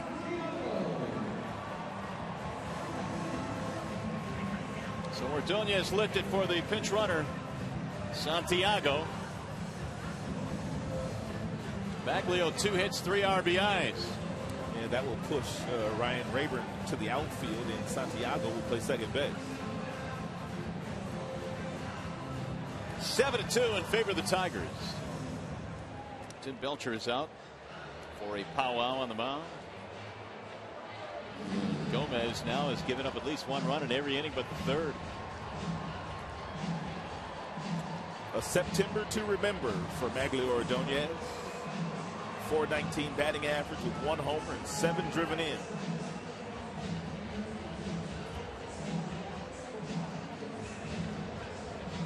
It'll be Johnny Peralta now.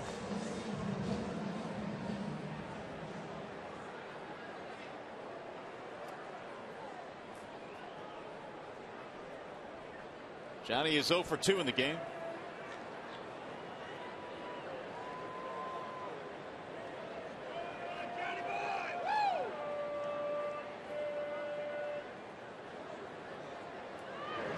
Bouncing ball left side. Chisenhall plays it. Johnny is out. Santiago holds his second base with 2 outs. He's going to bring up Rayburn. 0 for 2 tonight for Ryan. 7 runs on 9 hits for Detroit.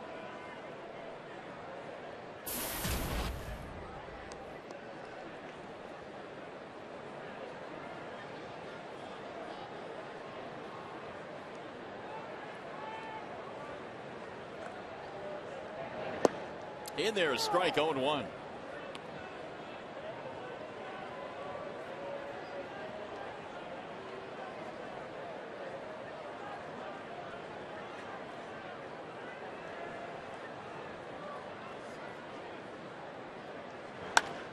Down the right field line, that is a fair ball. It gets down and rolls by Fukudome. Santiago scores. Rayburn gets the second. He's in with an RBI double. The hits just keep on coming. Looks like the last couple of days, Ryan Rayburn really making a conscious effort to hit the ball to right field. He's staying on the baseball. He's taking a really nice angle with the bat, and that's how you lace that ball down in the right field corner. Meanwhile, Gomez knows this is the end of the line as Manny Acta comes out. He'll take the baseball from Genmar. And so we have a pitching change. We step aside. Tigers have extended the lead 8-2 with this wall side windows change.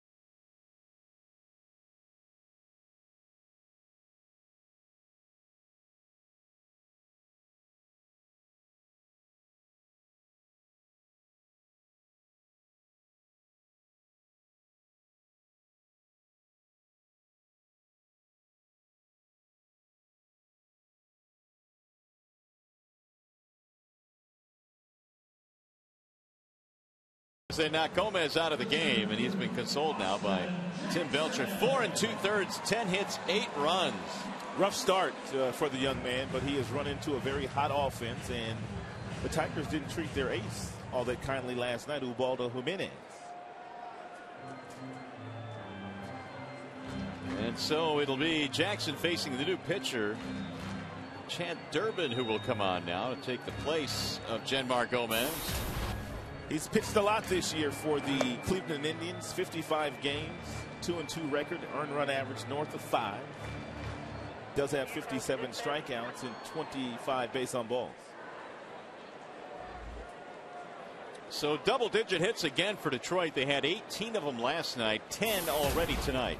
For the most part, Chad features a sinker slider, not many changeups. 0-1 to Jackson. Austin had a single back in the first, scored a run. He's 1 for 3.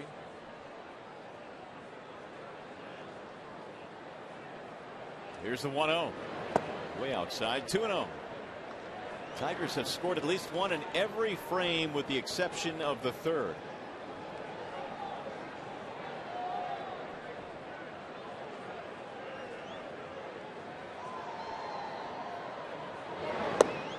And that missed the outer edge. 3-0.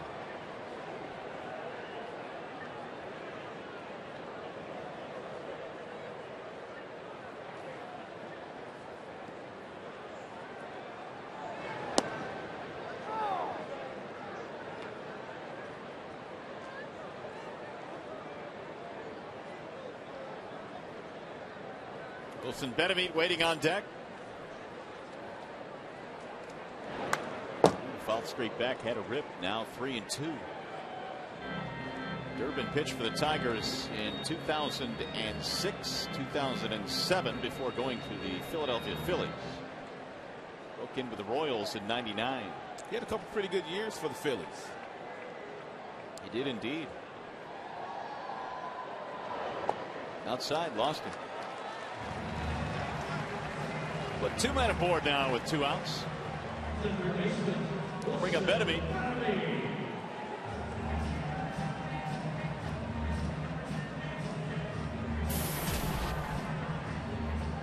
Benavides hit one of the longest home runs we've seen hit in a while here. He hit it to right field about 423 feet into the seats in right. That was back in the second. And he walked and scored in the fourth.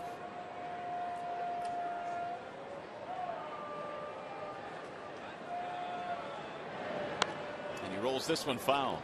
And this might be Benavides' last at bat. He's been battling a sore knee. It's the first time he's played in a while.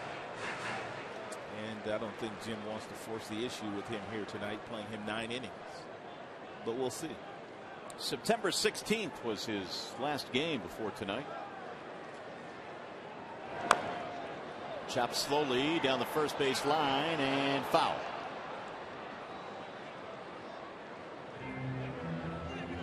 Oh, 2. This is the time of year, however, if you can walk, you'll play. Well, the culmination of 162 games, there's no doubt about it, especially headed to the postseason.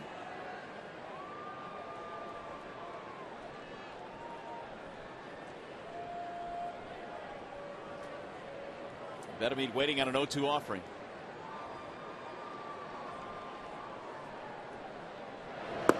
And he takes it low, 1-2. I guess it's really hard to describe the amount of pounding your body takes over the course of 162 games spread out over the course of the summer. Grueling schedule. And then you add in about 30 more games in spring training. Right. There's a strike call. He got him looking.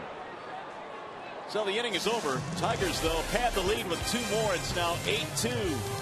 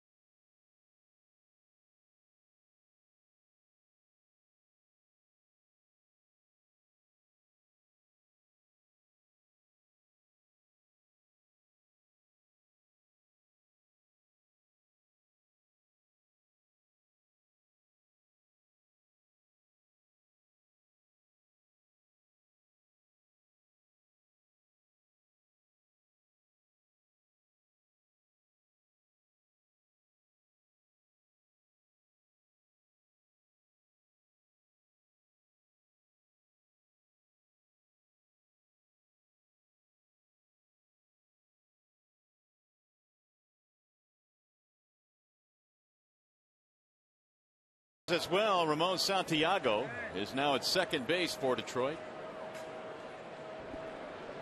As Santana leads it off, and he looks at a strike, 0-1. Ryan Rayburn, meanwhile, will shift to right field. And Brandon Ainge, your new third baseman. Here's the 0-1. Bouncing ball right side. Cabrera in fair territory. Hits Scherzer on the run for the outs.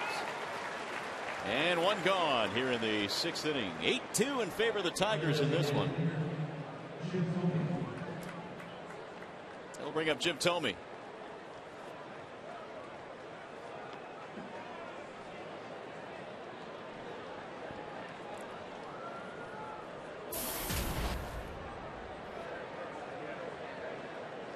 Thome had a single in his last at bat, scored the first Cleveland run. First pitch is low, 1-0.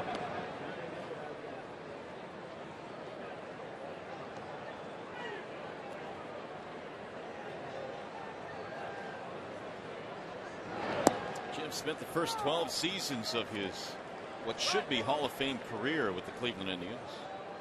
Their all-time leader in homers, 337 of his 604 have been hit in an Indians uniform.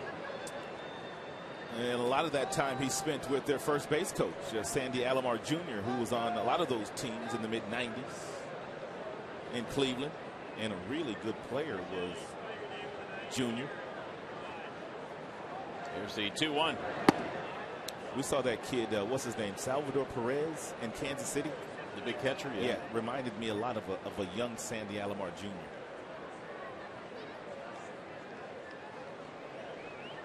Here's the 3-1 pitch. And there's a walk. So Thome is on. We go back to the studio now for a game break. Here's Mickey York.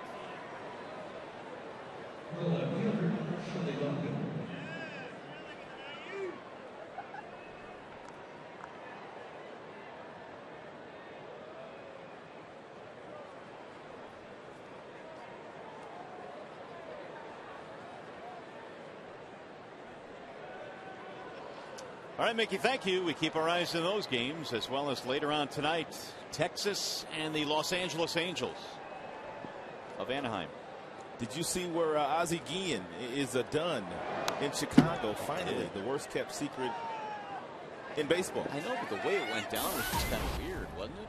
He got traded for a couple of minor league players. Two minor league players going the other way. It's kind of different. That's really Jerry Reinsdorf. He's one of the best owners in professional sports, and obviously Ozzie wasn't happy in Chicago anymore, and the friction between he and Kenny Williams was too much for the baseball team to succeed. So he gave Ozzie his wishes and let him out of his contract. Didn't have to, but why would you want a manager who really doesn't want to be there? Well, I know Ozzie has announced it. Have the Marlins announced it? Well, no, they haven't announced that he's going to be their manager yet. Would that shock you? No, because Ozzie is first with the announcement, even before the ball club. There's the 1-1 to Duncan. That's a shame. It's a shame how that ended, though, because it was a good marriage, and then it went south somewhere. Well, I guess in the end, it just goes to show that it's a situation where you got to win games. Well, his players didn't perform this year. Dunn didn't perform. Rios didn't perform. The rotation wasn't as good as it has been in years past.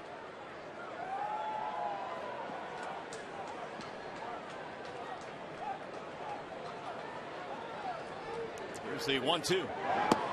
Checked it. I will tell you this much. Ozzie probably would still have his job had the Tigers not been able to get Miguel Cabrera from the Florida Marlins, and the White Sox been able to acquire him when he left Florida before the 2008 season. They really wanted Miguel. Tigers got him. The rest is history. That's what you call job security right there, number 24. And the 2-2. Broke his bat. Scherzer now has reached 100 pitches. 24, the highest that he's thrown in a single inning back in the fourth.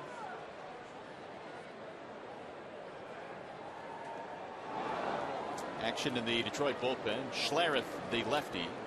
Perry is the righty.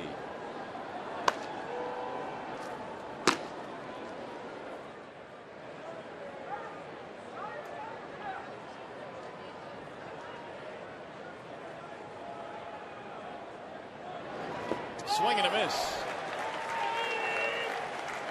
I kind of like that camera placement where they're taking a peek at the bullpen here tonight. We don't see that look very often. It's a different look. Still hear the glove popping. Meanwhile, Tampa has taken the lead now over New York 5-3 in the bottom of the seventh. That might go down to the last game of the year. Amazing. Again, Boston and Tampa tied for the wild card. Here's Chisenhall. He's batting with 2 outs. Way outside, 1-0.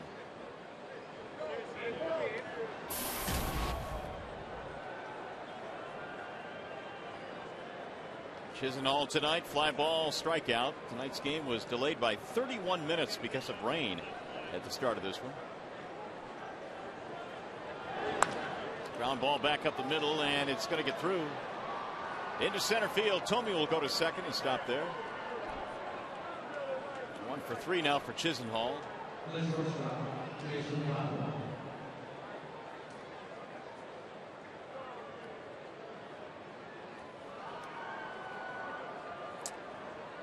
Max has touched 97 in this game, and he's gone as low as 82 with his changeup. Those readings are courtesy of Xfinity, sponsored by Comcast.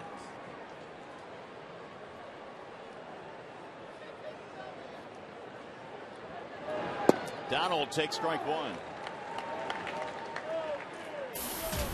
Base hit by Chisenhall is the 6th of the night for the Indians. Tigers have 10 hits tonight. 2 on for Cleveland as they try and inch back into this one. A 6-run Tigers lead. Here's the 0-1. And it gets away from Avila. Second wild pitch of the night there by Max. We'll move the runners up.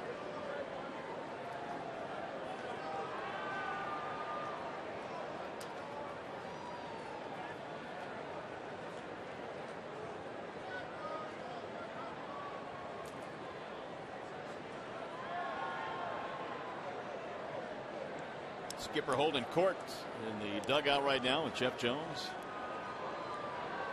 1 ball, 1 strike on Jason Donald.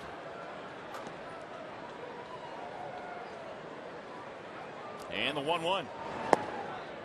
Missed it low. 2 balls and 1 strike. Scherzer wants a new baseball now. He's over 100 pitches in this game. Jeff Jones has done nice work since taking over the pitching coach's duties. I believe Rick Knapp was let go right around July 4th, and that's when Jones stepped in, and the Tiger season kind of started to turn around. Their pitching kind of got in order. Not that Rick Knapp wouldn't have gotten it in order, but Jones deserves some credit for keeping guys on track and keeping guys focused. A longtime member of the Tigers system. Like family. A lot of his work done in the minor leagues. 2-1 on Jason Donald. And then he'll get fouled back out of play. 2-2.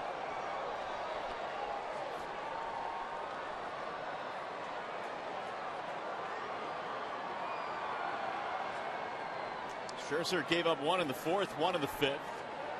He is fan 7 tonight.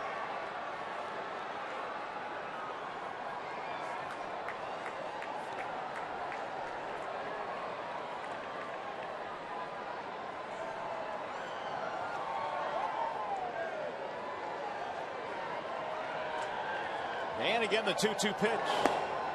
Low, 3 balls, 2 strikes. And if he loses Donald, Jim may have to go get him.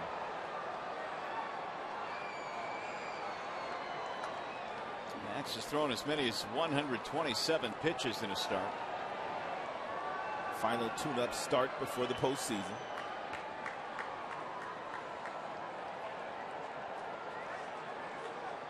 Porcello will go in the game tomorrow to wrap up the regular season. Here's the 3-2. Bouncing ball back up the middle. It's going to get through. Base hit. Just look at 2 runs in. It's a 2-out, 2-run single for Jason Donald, and now the Tiger lead is 8-4.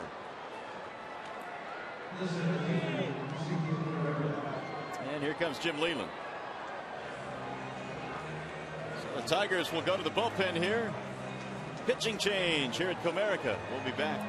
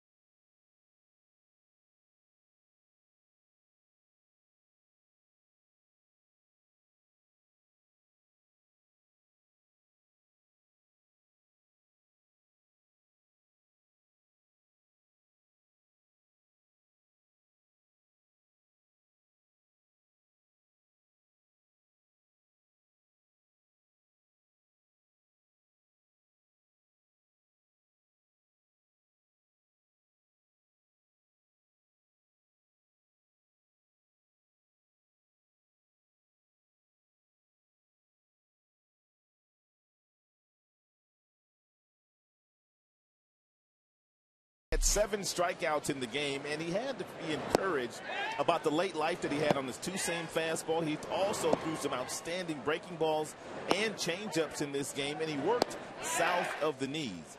Not necessarily the taste that he wanted to leave the game with, giving up a hit and a couple of more runs, a total of 4 on the day, but overall he made some quality pitches here tonight. Still responsible for the man at first base. 7 strikeouts, 2 walks, and 4 earned runs. He will give way now to Daniel Schlereth, the lefty, out of the bullpen. He will be a valuable member of that Tigers bullpen once they do get to the postseason. He'll be the first left-hander out of the pen. Of course, you have Phil Koch later in the game for tough left-handed batters as well. Good firm fastball, anywhere from 89 to 93, and a really good breaking ball. Outstanding curveball. Ezekiel Carrera batting here with 2 outs and 2 runs in. So the Indians have gotten all 4 of theirs in the last 3 innings. Climbing back into this game.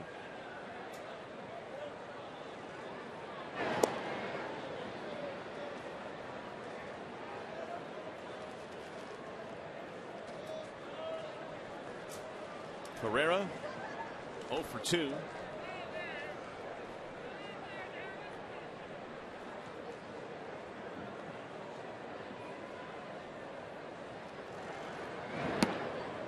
Ball high and inside, 1-0.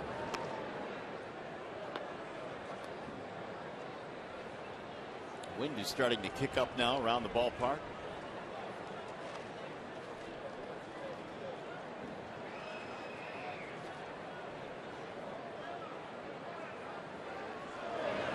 Swing and a miss. 1 ball, 1 strike. And the speedy Ezekiel Carrera, who swiped 35 bags in 39 attempts in the minor leagues this year. He is 0 for 5 in the series. Jason Donald has just singled in 2.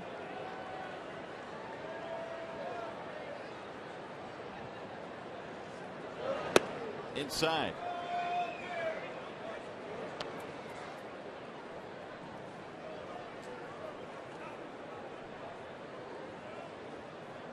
Carrera came over from the Seattle organization.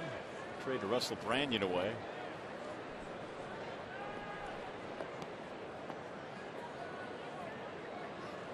The 2-1 in the air, shallow left field, and this one is going to drop fair. Donald gets to second base. Bloop single for Carrera. So the Indians not packing it in. That is their 8th hit of the night.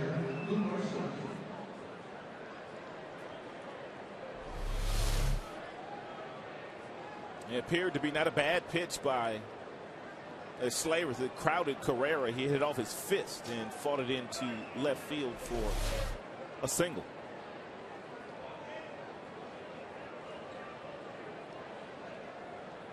So that keeps the inning going for the number 9 hitter, Lou Marson. 7th man at bat in this frame. Marson 1 for 2. Singled, scored in the 5th.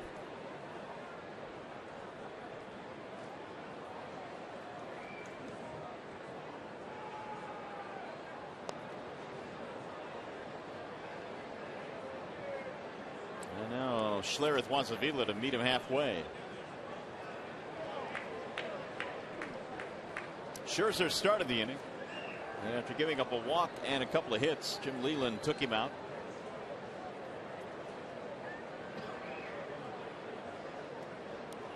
Done a really good job over the last week of really getting as many guys in as he can. Scherzer, meanwhile, not liking the way his outing ended here tonight. Jim is managing to win. But with that being said, with their ticket already being punched and for the postseason, he's trying to get some guys as many reps as possible, especially the bench players.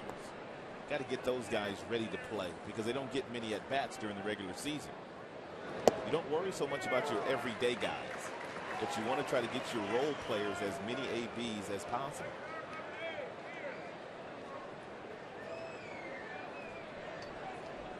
And because of that, Kelly's gotten a lot of at-bats. Santiago's gotten a lot of at-bats down the stretch. 1 ball, 1 strike on Lou Marson. Inside. 2-1.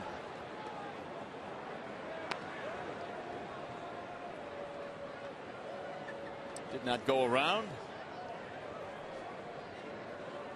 So says Dan Bellino down at first base.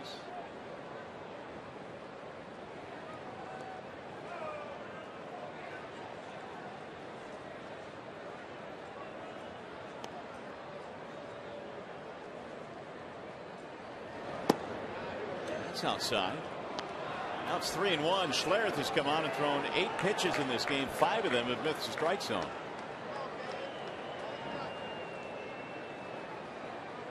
Top of the order, Fukudome waiting on deck.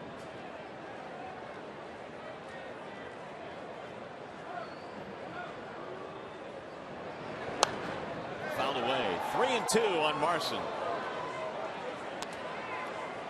Tomorrow night here at the ballpark, it's going to be Rick Porcello and Zach McAllister for the season finale. And like Scherzer tonight, Porcello going for his 15th win in tomorrow night's ball game.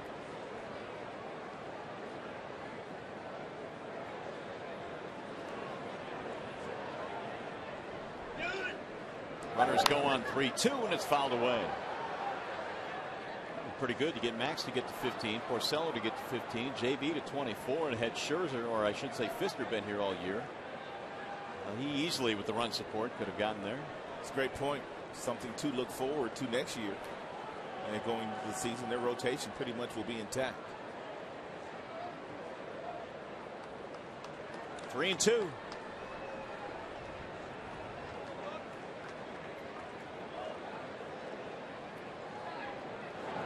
And another foul straight back.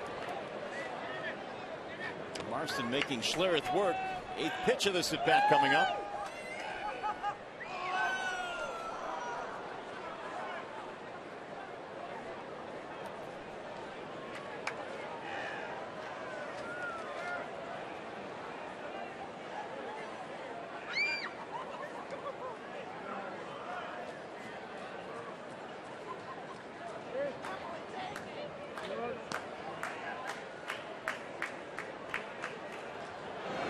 And a ground ball foul.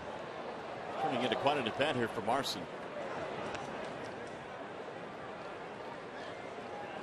And with the runners on the move here, if he can find a gap, he could easily score 2 more and really tighten this one up. Tigers raced out to a 3-0 lead with 3 in the first, 1 more in the second. They added 2 spots in the fourth and fifth.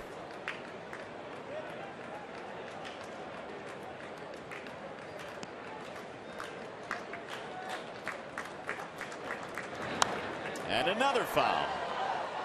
Well, give Slater some credit. He continues to pound that strike zone and forcing Marson to put the ball in play.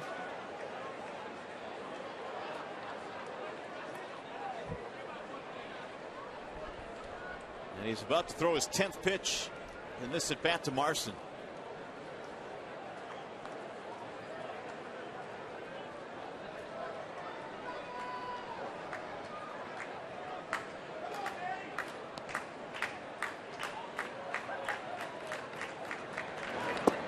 And he ends up walking him. It's a good at bat by Marson. Bases are loaded. Took a close pitch too. Really close. Didn't miss by that much. Avila tried to bring it up ever so slightly, but couldn't get the call from Tony Randazzo, who is the home plate umpire here tonight. That's going to bring up Fukudome now with the bases loaded, 2 outs. And 2 runs in for Cleveland. Fukudome is 1 for 3. And he takes ball 1.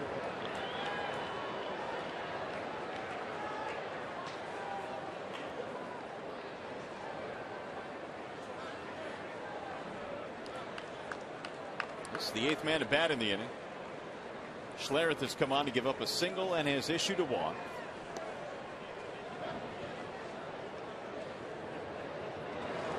Fukudome takes inside. 2-0.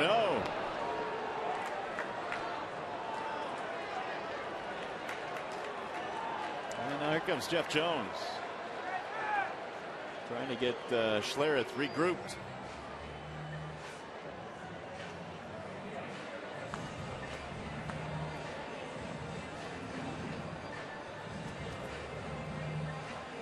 Hey fans, our next Red Wings preseason telecast is Friday when they host Toronto Maple Leafs. Ken Daniels and Mickey Redmond have the coverage starting at 7:30. It's Red Wings preseason hockey presented by Bell Tire Friday night on Fox Sports Detroit.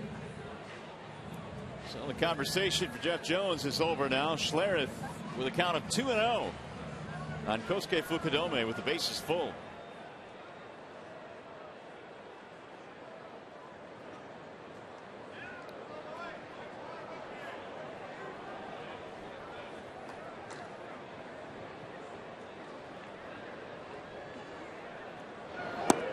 And there's a strike, 2-1.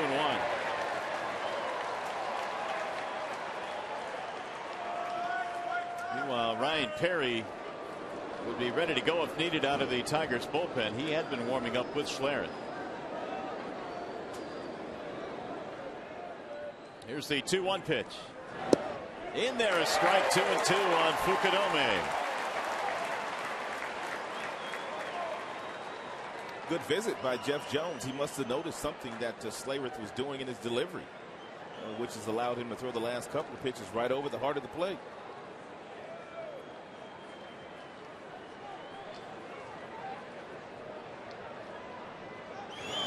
And a ground ball foul, first base side. Sounded like Fukudome shattered his bat. He did indeed.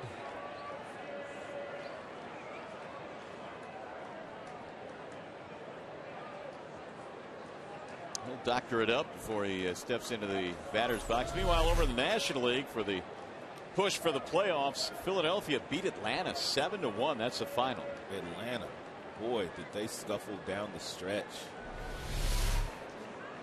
St. Louis a half game back now, pending the outcome of their game. So a couple of really great wild card chases. There's chop foul. Fukudome stays alive.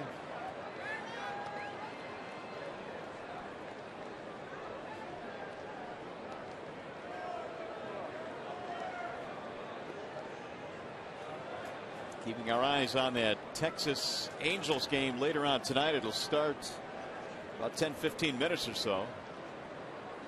Tigers trailing Texas by 1 for the second best record in the AL. Here's the 2-2. Low, 3 balls, 2 strikes.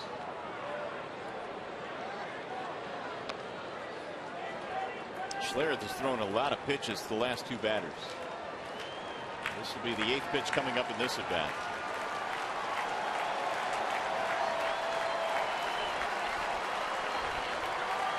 Donald, the runner at third, is still Scherzer's responsibility. Schlereth owns the back 2 runners. 3-2 pitch. Swung on and missed. Struck him out. It took a while, but he got it done. They leave him loaded.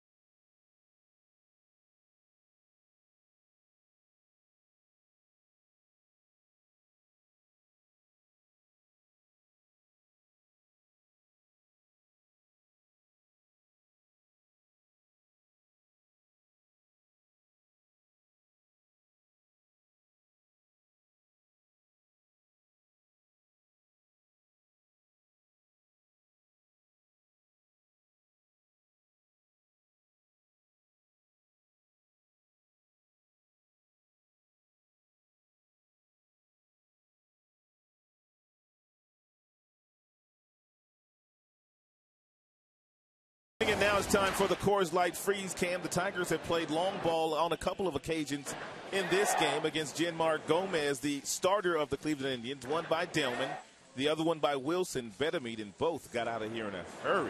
A majestic blast by Betemit. Coors Light Freeze Cam always brought to you by your Frost Brew Coors Light. Betemit's 8th home run of the year. Delman Young adding his 12th of the year. So on a chilly night here at the ballpark, Tigers trying to close this one out. We go to the bottom of the 6th, and they are leading 8-4. They've out-hit the Indians 10-8. Both teams have left 6 men on base. Kids eating cereal for dinner tonight because Mom is hanging out at the ballpark. Good for moms. And those kids will eat some cereal for dinner. Yes, they will.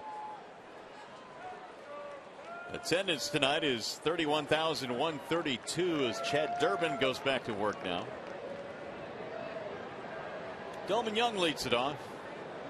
And then Cabrera, then Martinez.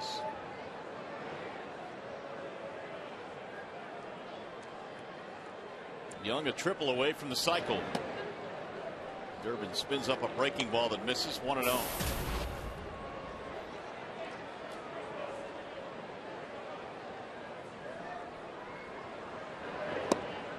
Ball outside, 2 balls, no strikes.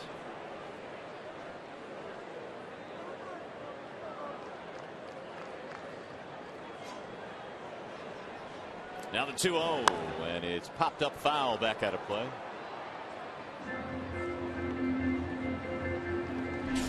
Big night for Delman Young here tonight. He homered in last night's game. It was a 3-run home run. He singled early. That played at Jackson. And then in the 4th inning, he played long ball. That was a laser that he hit into the Tigers bullpen. It was popped up behind home plate and back into the seats. 2-2 on Delman Young.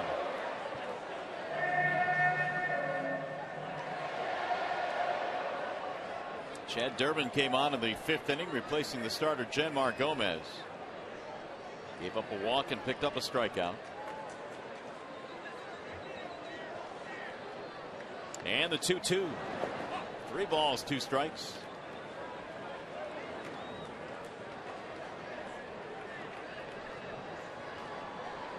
On deck, Miguel Cabrera.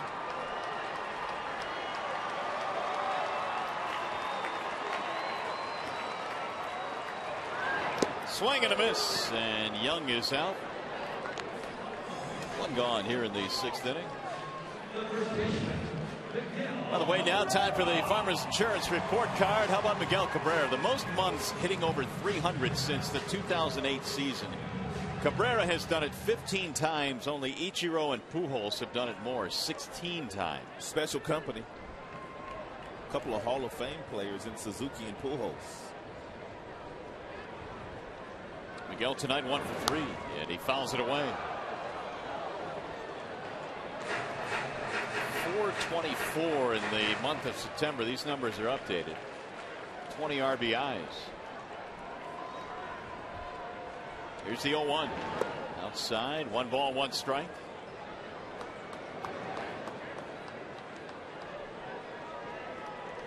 Meanwhile, Phil Koch warming up now in the Detroit bullpen. What?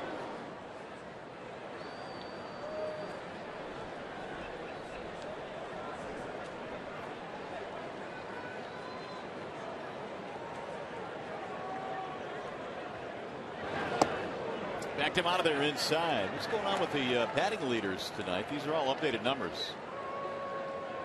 343 for Cabrera. It's going to be tough for the other guys to catch him with just 1 game to play. Right.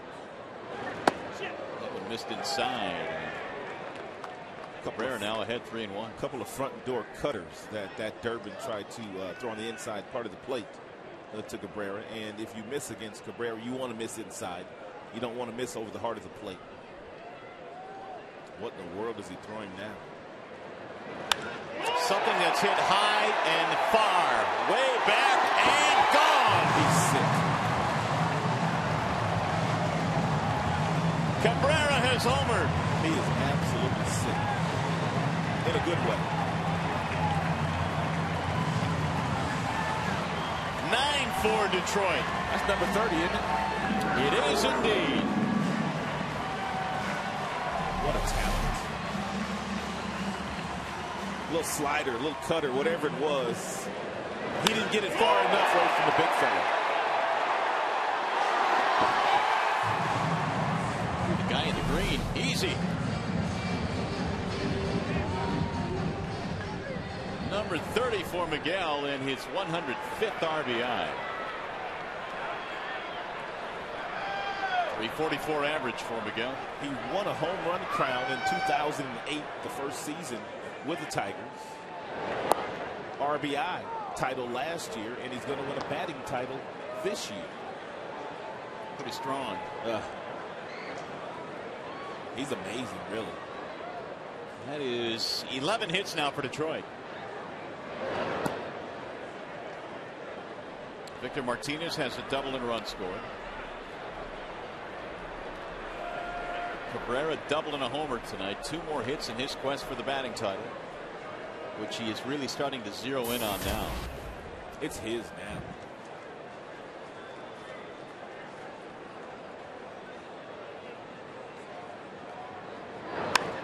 There's a fair ball inside the bag at third. Stop it, Victor. Martinez robbing the bag, heading to second, and he is in with another double, his 2nd of the night.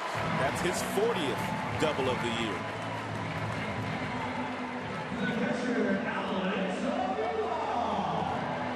Looks like that's going to be it for Durbin. Here comes Manny Acta. 12 Tigers hits, and a good many of them tonight have been for extra bases.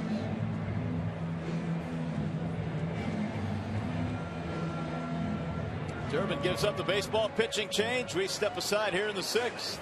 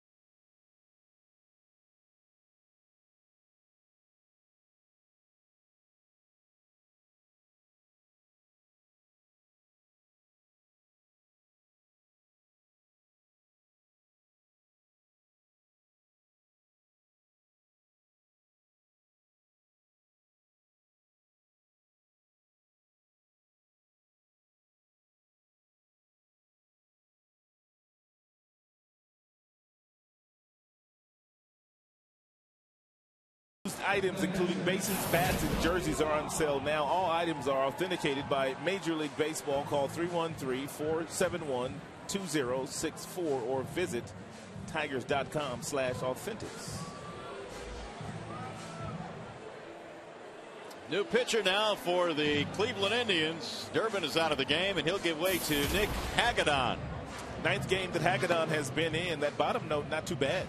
The opponent's hitting only 133 against him. He's averaging 1 strikeout per inning with 5 walks in the 9 in the third innings he has logged so far this year in the big leagues. So Hagedorn takes over for Durbin. Homer and a double in this inning for the Tigers. The home run for Cabrera. Alex Avila will bat.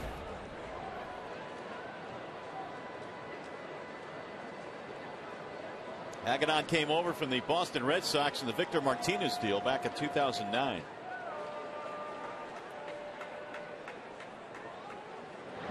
Avila looks at strike 1. Strikeout, pop up, and a walk.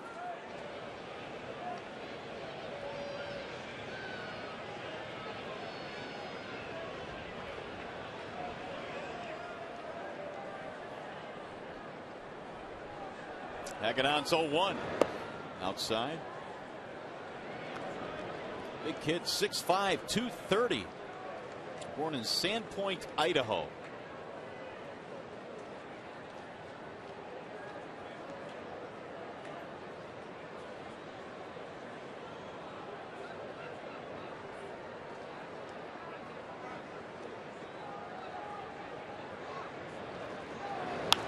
Fouled away. 1 ball, 2 strikes on Avila.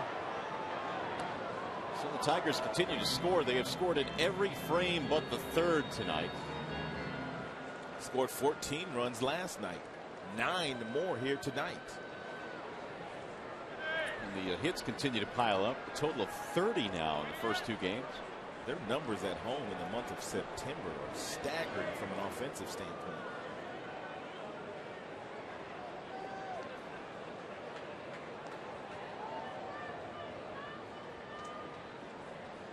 Here's the 1-2. Just off the plate. 2 balls, 2 strikes. Santiago waiting on deck.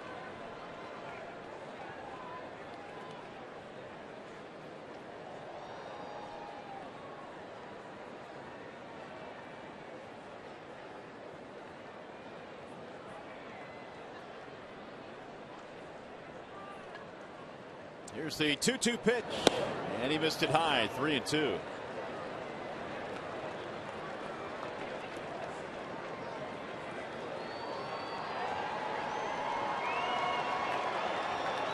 Martinez has doubled with 1 out.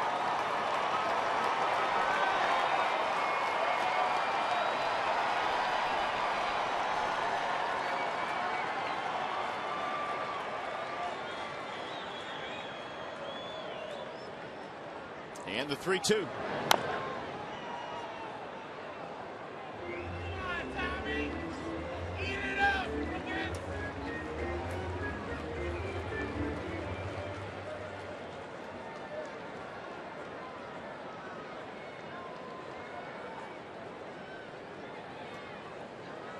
Durbin surrendering the home run to Cabrera, his 730 home run of his career, 7th for Cabrera. Hitting 30 with that long ball.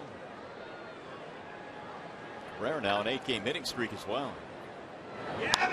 And a foul down the left field line. And when you think about the 2 parks that Cabrera has played in, where he has played the majority of his home games, down in Florida where his career started, and here in Yellowstone at Comerica Park, 2 very difficult ballparks to hit home runs in, but yet 730 homer seasons.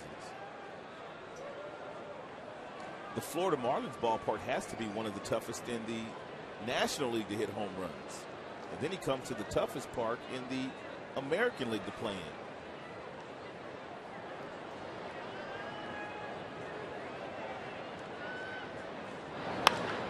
High fly ball, left center field.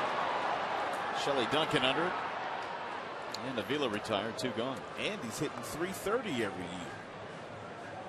Imagine if his home ballpark were, say, Camden Yards. 50. Or Texas. 50. Coors Field. 75. You may not be far off. I love him. I do. Here's Santiago. 2 out. Tigers have another run in. They lead 9-4. Strike one to the outer edge.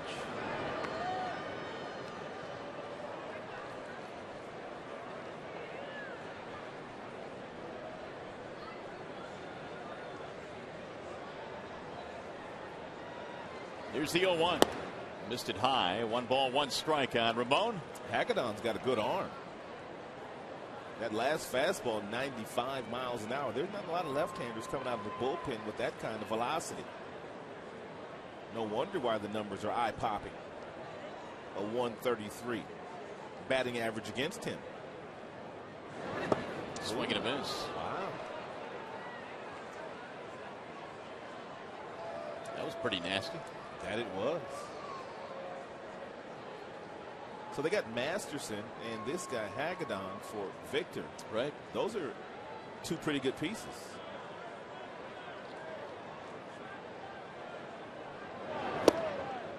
Missed inside. 2 balls, 2 strikes. It is a final score in Tampa. Or St. Petersburg, to be more accurate. Tampa has defeated the New York Yankees 5-3. And Baltimore's coming back in their game. Down the stretch they come. Here's the 2-2. Driven to left field on a line. Duncan reaching to make the catch. He better be glad he's tall. Tigers get another run. Miguel Cabrera hits his 30th.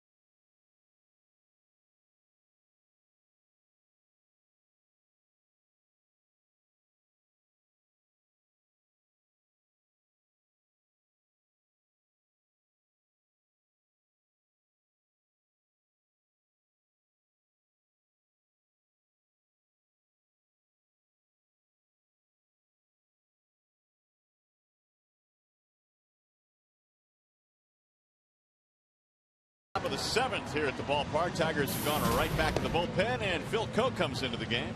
Phil Koch started the season in the Tigers rotation, didn't fare all that well in that role, but he has kind of solidified the back end of that bullpen along with Benoit and, of course, Papa Grande Valverde. Well, he's that last left-hander out of the bullpen for Jim Leyland, and the majority of the fastballs that Koch has thrown since going to the bullpen, 95 miles an hour and above. And so Koch marches around the mound as he gets set for an inning's worth of work here in the 7th.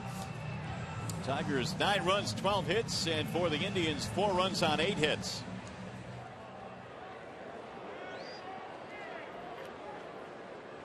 It'll be Kipnis. He'll start things off, and then Santana and Tomey.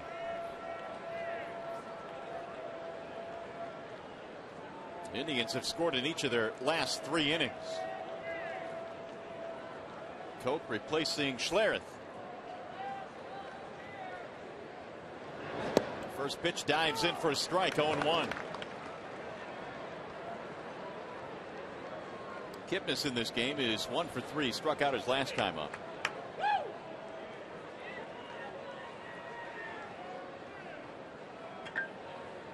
Here's the 0-1 pitch. Swing and a miss. 0-2. What's the explanation again on Kipnis holding the bat the way he does? He likes to feel the head of the bat. And by him holding the bat away from his body, he has a pretty good idea where the bat head is. And then he simply gets it up into a motion where he decides to start his swing. But that's why he holds it out like that. Likes to feel the head of the bat. Rod Carew used to do that, but he used to just keep it down. He never brought it up, did he? Correct.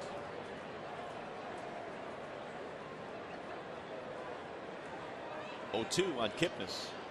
You wouldn't teach it, but apparently it works for Kipnis. Just off the plate, 1-2. Scherzer started this one. Gave way to Schlereth, and now Koch.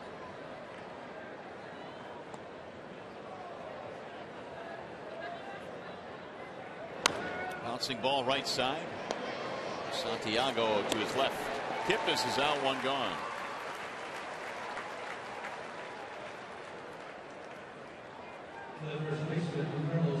Now Carlos Santana.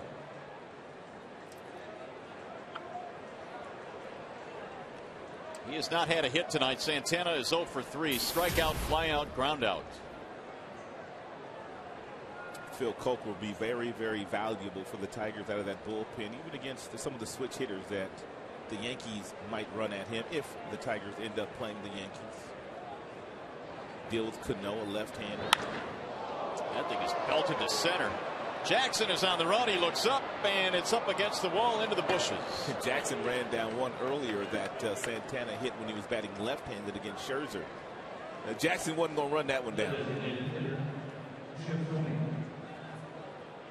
We were talking about Santana earlier in the fact that when he swings the bat, it's a real loud sound. That ball was drilled. He is a good-looking young hitter.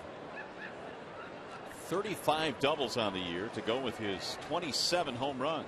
To finish that thought on Koch, obviously the Yankees have Granderson, they have Cano left-handed. You turn Teixeira around to the right side. You turn Swisher around to the right side. It's nice to have left-handers in your bullpen. It's nice to have options. And the same holds true for any team they might play that has good left-handed bats and switch hitters. Jim Thome takes ball 1. Got a late start here tonight, 31-minute rain delay. When we got it going, the Tigers' offense was not stagnant, that's for sure. They got 3 in the first, 1 in the second. Jim Thome gives a lot of credit to the Philadelphia Phillies manager, Charlie Manuel. And for jump-starting his career, Manuel was the hitting coach in Cleveland when Thome came up and had a lot of confidence in Big Jim. Jim really has praised Charlie Manuel over the years for turning him into a good big league hitter. Big swing there. 1-2. The one thing that Charlie did with Thome, when you see him stand in the batter's box, he's got the slight open stance where the front hip is slightly open. And he felt like a lot of teams would pitch him inside. He felt like by opening up, that would allow him to pull his hands close to his body and do a lot of damage from the shortstop over to the left field line. And Thome's hit a lot of home runs in that direction, the left field. The other thing apparently Charlie Manuel gave him is that bat point that he does. Thome points his bat out to right center field, which was done a long time ago in the minor leagues when Thome was a little over anxious at the plate. It got him to settle down a bit, relax a little bit.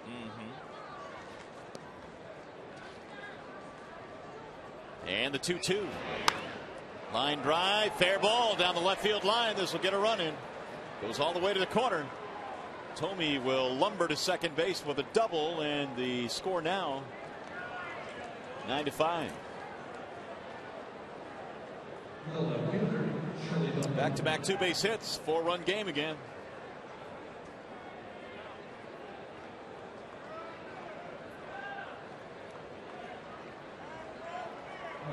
Tomey has a single walk and a double, and he will be taken out of this ball game now as Court Phelps comes on a pinch run.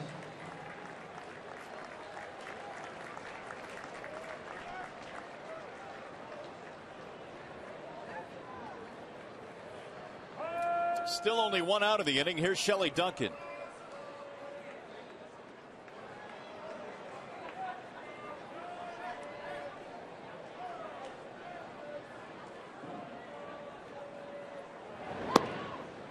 Ball one to Shelley.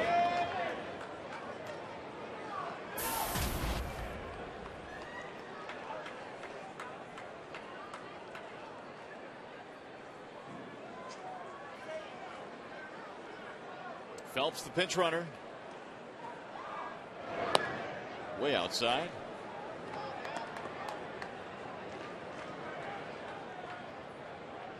Duncan has an RBI double tonight.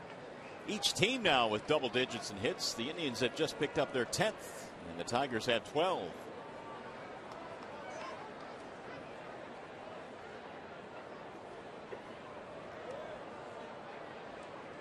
Here's the 2-0.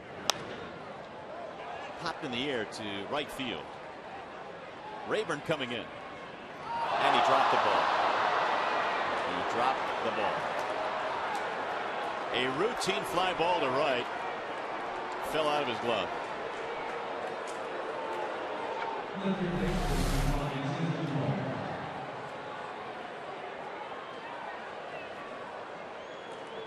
Wish I could explain it. Just about as routine as they come, just didn't catch it. And so that'll put runners at first and third. It's going to bring Jeff Jones out as well.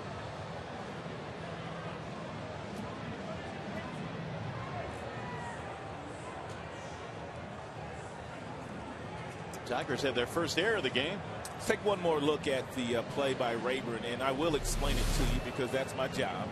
He's running on his heels. You need to be on the balls of your feet. If you watch him as he approaches the baseball, he's on his heels, and therefore the head is moving, and he didn't really watch the ball into the glove. That's a really good look at him on running on his heels. He's not on the balls of his feet.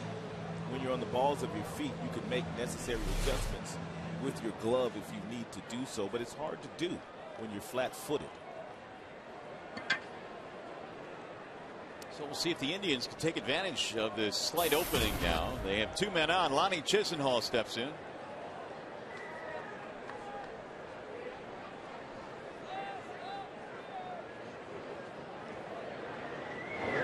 Wave and a miss, 0-1. Good breaking ball. Good arm speed. Great location. And Chisenhall, no doubt, looking for that 95-mile-per-hour fastball.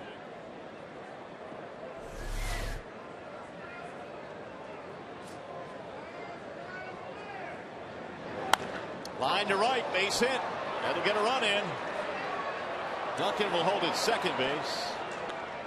It's an RBI single for Chisenhall, and now it's 9-6. And one pitch, the breaking ball was located beautifully, and then he came back with an identical pitch. But the location was over the plate, and that allowed Chisenhall to get to it. Indians ain't going quietly tonight. Apparently not. That's the second hit of the night for Chisenhall. It's an RBI as well. It's 22nd of the year. Jim Leland comes marching out.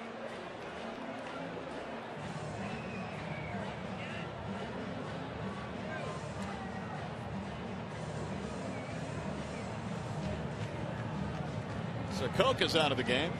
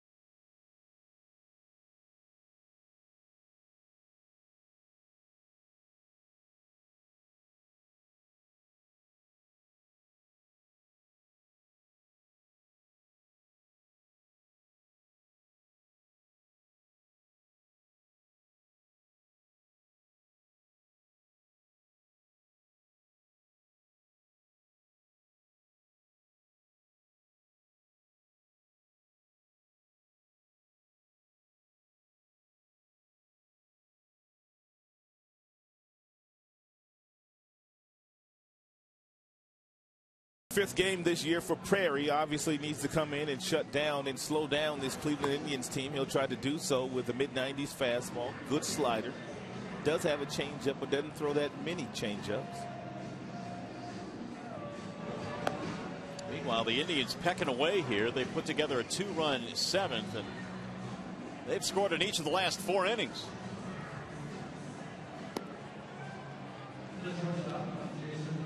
Sandy Alomar Jr., we were talking about him earlier, chopping it up with Miguel Cabrera. He was a big catcher, about 6'5", 200 plus. Have a couple of big catchers in the major leagues now. Matt Leader, Joe Mowers, that young kid Salvador Perez in Kansas City, also real big. It's not the norm. Well, Leland looking over the lineup card now, seeing what he has left in the bullpen. All of a sudden, this has become a game now. It's 9-6, and the tying run coming to the plate. Well, Jim knows if he can just get through one more inning. He's got Benoit, and Benoit's been real good. And he's been able to get the ball to Valverde in good shape. But you got to get there first. Jason Donald, a 2-run single in his last at bat. 11 hits now for the Indians. In there for a strike, 0-1.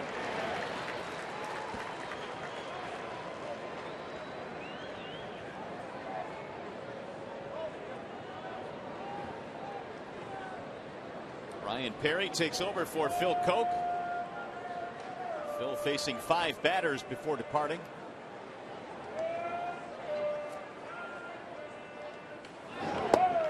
Inside, he checked his swing. 1-1 on Donald.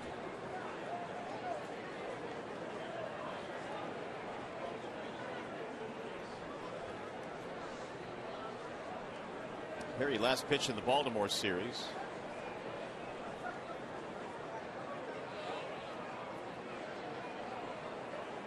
Here's the 1-1. 2 balls, 1 strike on Donald.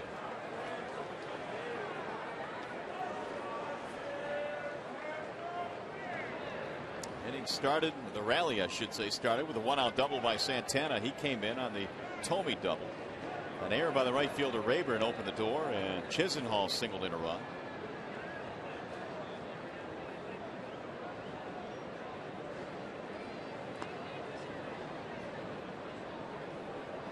Here's the 2-1 pitch. Bouncing ball slowly left side.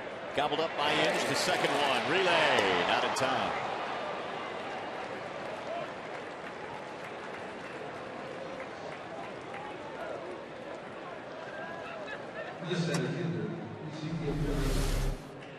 It's a close play at second base. Brandon forced the issue knowing that Santiago would do the proper thing, at least catching the ball and making sure they got the out there. And then Santiago tried to turn it over, but Donald runs pretty well.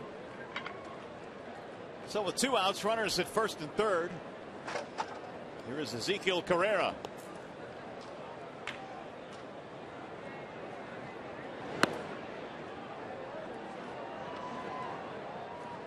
Carrera tonight a single in 3 at bats. Duncan at third base, Donald at first with 2 outs.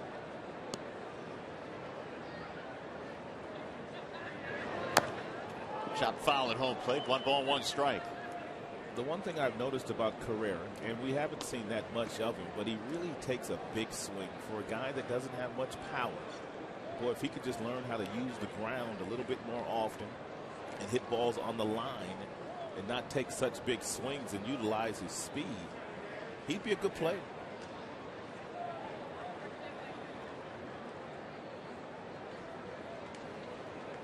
Now the 1-1. Slap foul.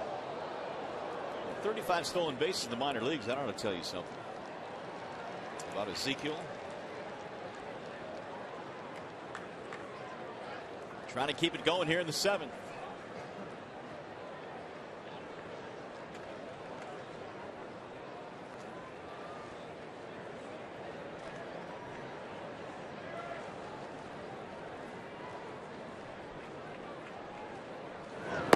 Way outside. 2 balls, 2 strikes.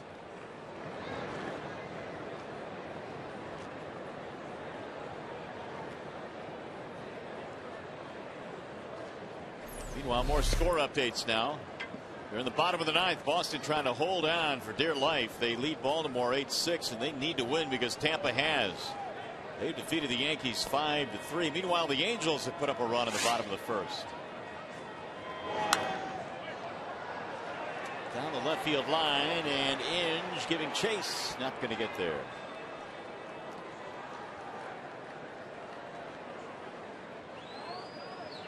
Two and two on Ezekiel Carrera. Indians sent 8 men to the plate in the sixth. They've sent 7 men to the plate here in the seventh. As Dwayne Belo warms up.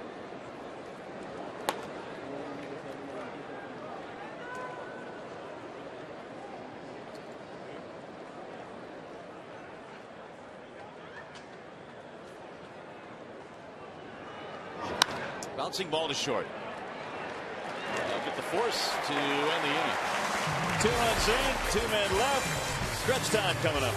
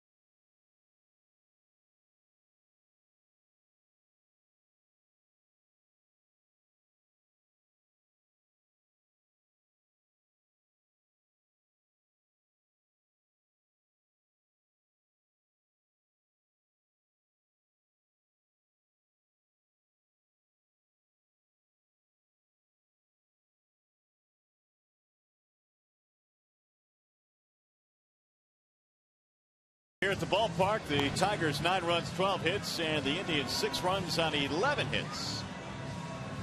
Tigers in search of their 94th win of the season. They can finish with 95 if they win out, including tonight and tomorrow.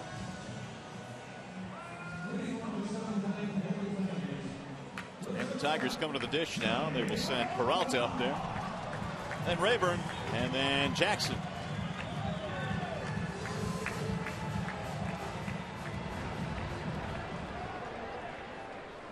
One of those nights where the skipper thought, I got plenty of offense, 9 runs on 12 hits, but the Indians not going away. Yeah, it was shaping up like it was going to be a laugher, like last night, a game where he could relax a little bit. Here's Peralta, and he takes ball 1. Hagedorn is out. He came on in the 6th inning for a couple of bouts. He's out again here in the 7th.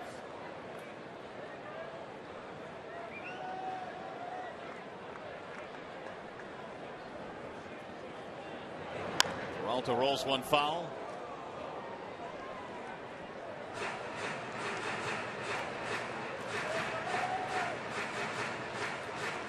Hagedorn played 3 years at the University of Washington for the Huskies.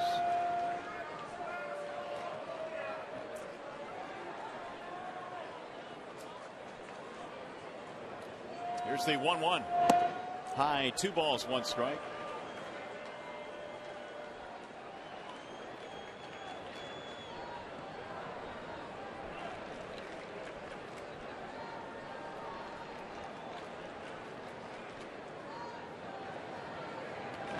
Swing and a miss, and it's 2-2 on Peralta.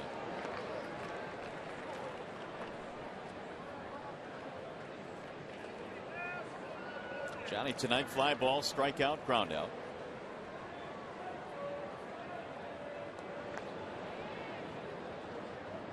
And the 2-2.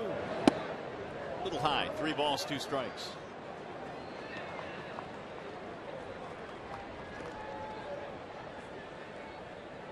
There's Rayburn waiting on deck.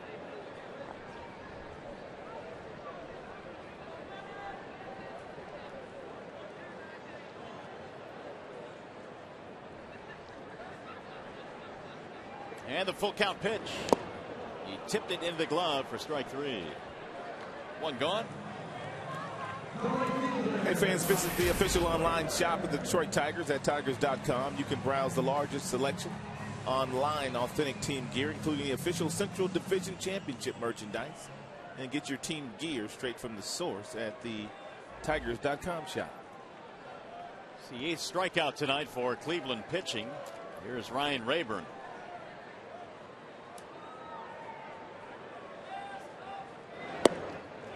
And he looks at ball 1. You mentioned Hagedorn went to the University of Washington. He was a teammate of Tim Lincecum, very talented right-hander of the San Francisco Giants. They played a couple of years there, 05 and 06. Well, that had to be a pretty good pitching staff then. No doubt. Lincecum has already won a couple of Cy Youngs. And it might have been one of those situations we were talking about earlier where just about everybody always came to watch Lincecum pitch. And all of a sudden, here's this left-hander out of the bullpen throwing 90 miles an hour by the name of Hagedorn. Here's the 2-0, and it's a strike on the outer edge. In fact, Lincecum and Hagedorn back in 2006 actually combined on a no-hitter for the Huskies. How about that? So they are linked.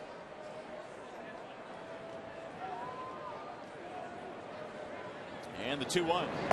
Checked it, went around. 2 balls, 2 strikes on Rayburn.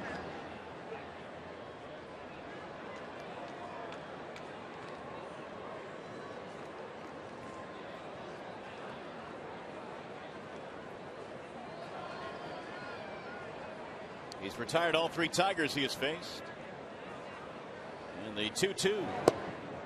Missed it inside. 3-2 on Ryan.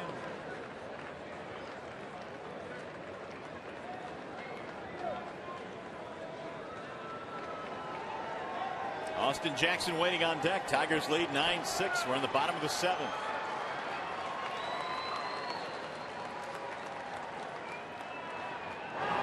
And he missed with it. Ball 4. So Hagedorn walks the number 9 hitter Rayburn. Going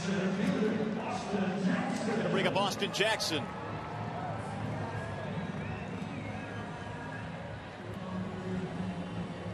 Walks tonight to go with 8 strikeouts for Indians pitching. AJ this evening, a single and a run scored. He's also walked.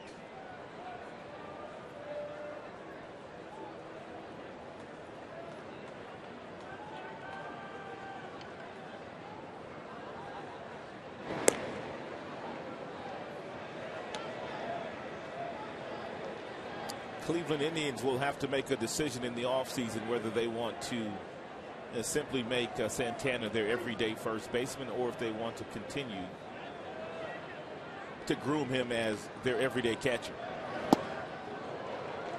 He didn't start his minor league career as a catcher in the Dodgers organization, but now he is catching. But he's gotten a lot of reps at first base. Well, Matt Laporta was sent down to the minor leagues. He has since come back up, but he has not really, I think, progressed to the way that they thought he would. He got him picked off. Santana just fires it down there. He's got a good arm. He really doesn't know how to play infield as far as the way that he throws the ball. That's more of a play where you see a guy kind of throw from a sidearm angle, but he's got plenty of arm strength. It's a good call from Maniacta, or whoever's giving the signs to Morrison, the catcher, to relay to the pitcher that they had an idea that Rayburn was going to be on the move. 1-3-6 in the caught stealing. 2 outs, base is empty. The 0-1 pitch. 1 ball, 1 strike.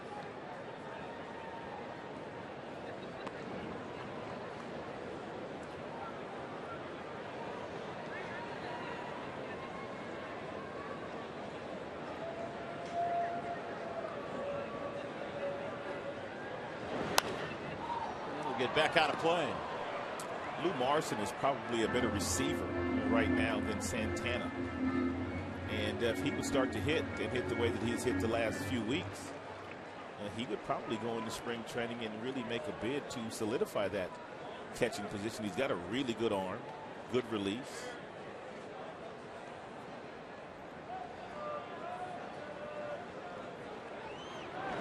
Swing and a miss. Jackson is out of there, and the Tigers are done. 7 in the books here at the ballpark. You're watching Tigers baseball tonight, presented by Bell Tire.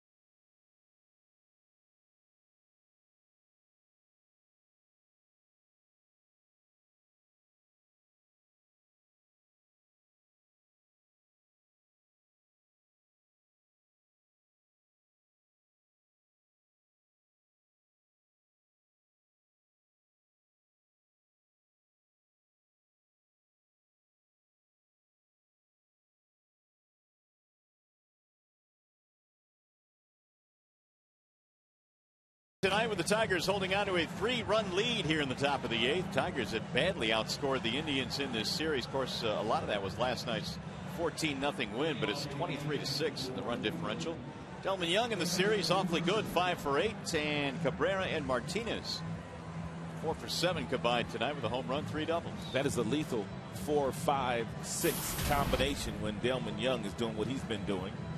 And Joaquin Benoit pitching in his 66th game. The earned run average is almost under 3 now.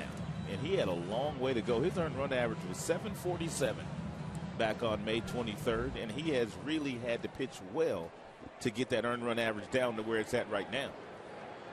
And so Jim Leyland said before the game tonight he wants to get Benoit a little bit more time before the playoffs start. He's able to get him in tonight's game. Lou Morrison leads it off.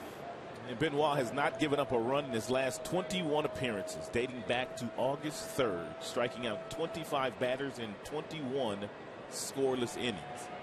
Talk about getting it done.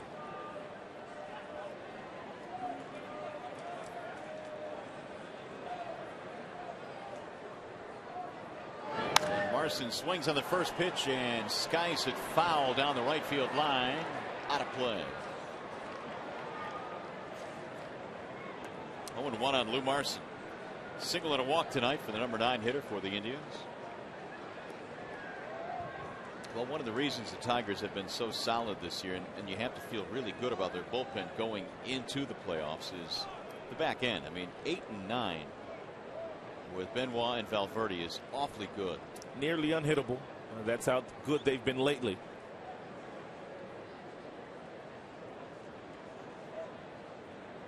The 0-1.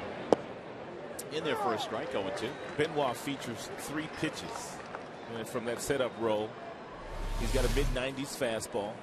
He's got a good slider and an outstanding changeup.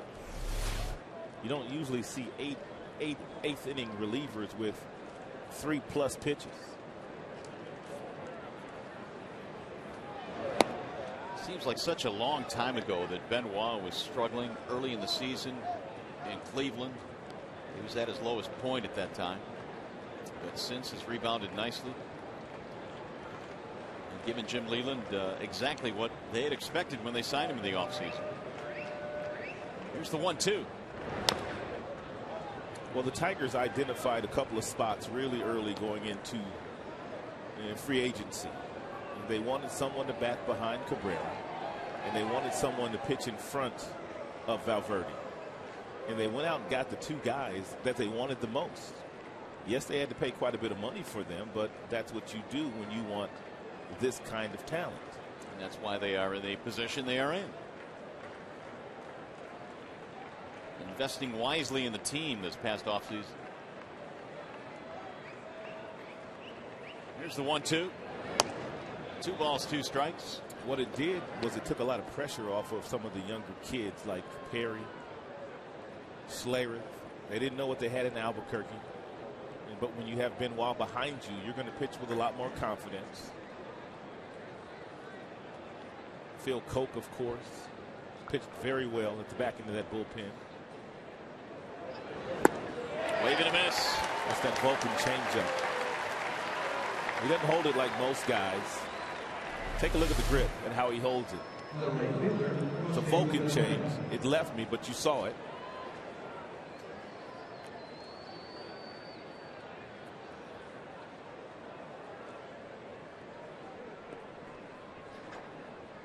And it's the 9th strikeout for Tigers pitching this evening. Most of those 7 from Max Scherzer, the Tiger starter. Fukudome takes strike 1. Tiger bullpen trying to put this one into the win column for Max. It would be his 15th victory.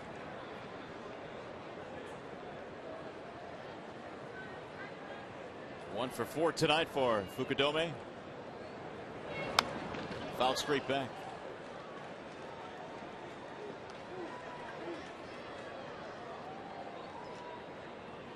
Here's the hole that Benoit had to dig out of from the months of April and May. The earned run average has gotten better just about every month. I guess it took a tick up in the month of August, but that's still not bad, under 2. Not at all. September, no blemish.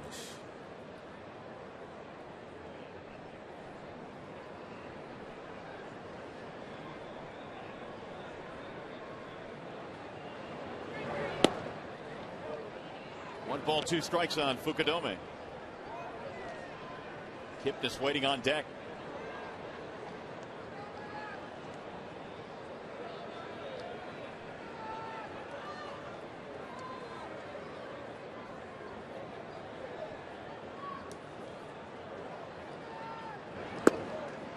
Just off the plate. 2 balls, 2 strikes.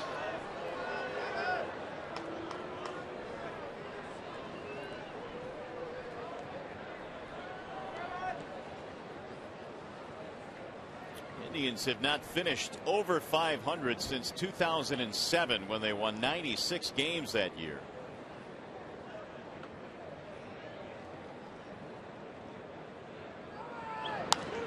And they came into this game 80-80. They've had a good year.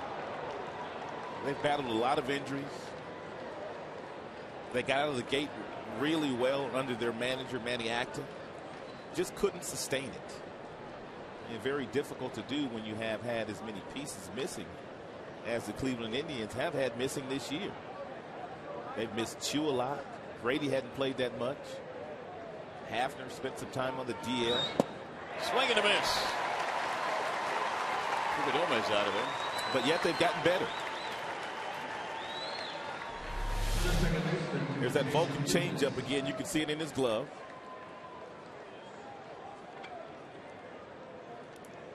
It's almost like a split finger fastball, so to speak. Well, it gives the Tigers pitching staff 10 strikeouts tonight. Both Benoit's strikeouts have come on that changeup. Here's Jason Kipnis.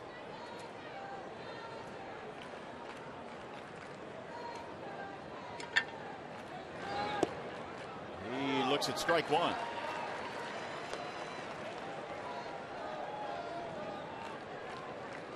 Kipnis tonight has had 1 hit, 1 for 4.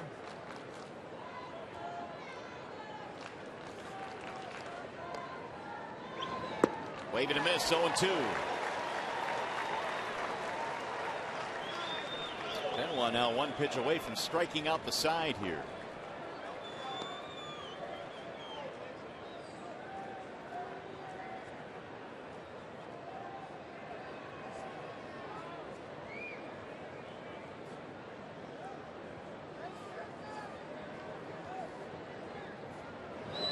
Swing and a miss, and he does just that. All three on the change piece. He strikes out the side. Tiger pitching tonight, striking out 11 Indians.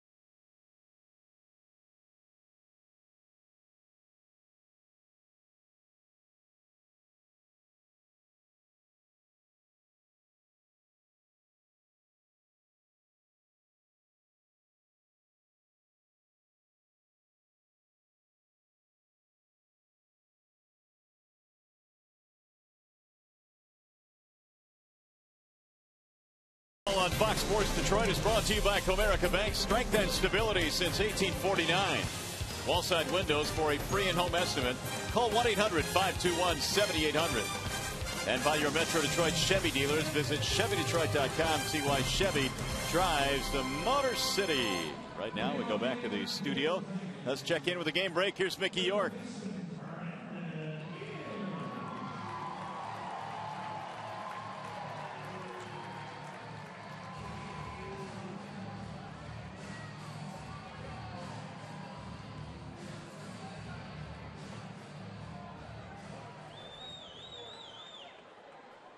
All right, Mickey, thank you very much. And so Boston wins, Tampa wins, and Texas on an Ian Kinsler home run is now tied it in the third. So that wild card remains deadlocked between Boston and Tampa. And we have a new pitcher now. That would be Zach Putnam. An earned run average at 635 for Putnam. The opponents are hitting 320 against him, but he has not been in the majors that long, only 6 games. And Putnam, the product of Pioneer High School in Ann Arbor. Here's the 0-1 pitch, and there's a strike call. So I would assume Mr. Putnam was a Tigers fan growing up. No doubt he has some family and friends in this ballpark tonight. Played 3 seasons at the University of Michigan, 2006 through 2008. Here's the 0-2. Missed it outside. Brandon Inge getting his first at bat of this game.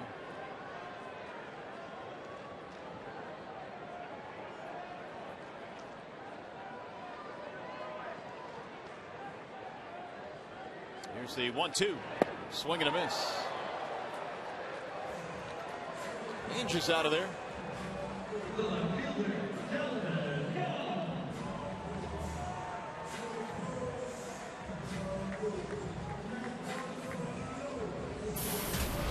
It's going to bring up Delman Young.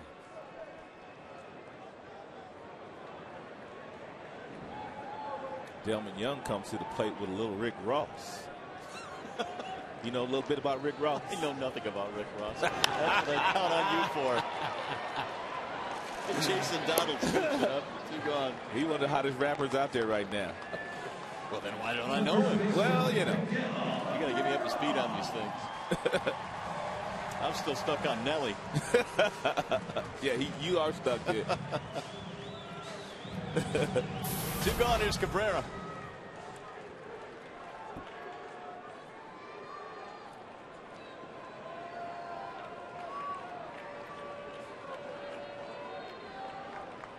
Miguel fouls off the first pitch, 0-1. Putnam's brother Dylan pitched at Michigan State and also went on to coach at Oakland University. His dad Steve, longtime amateur baseball coach.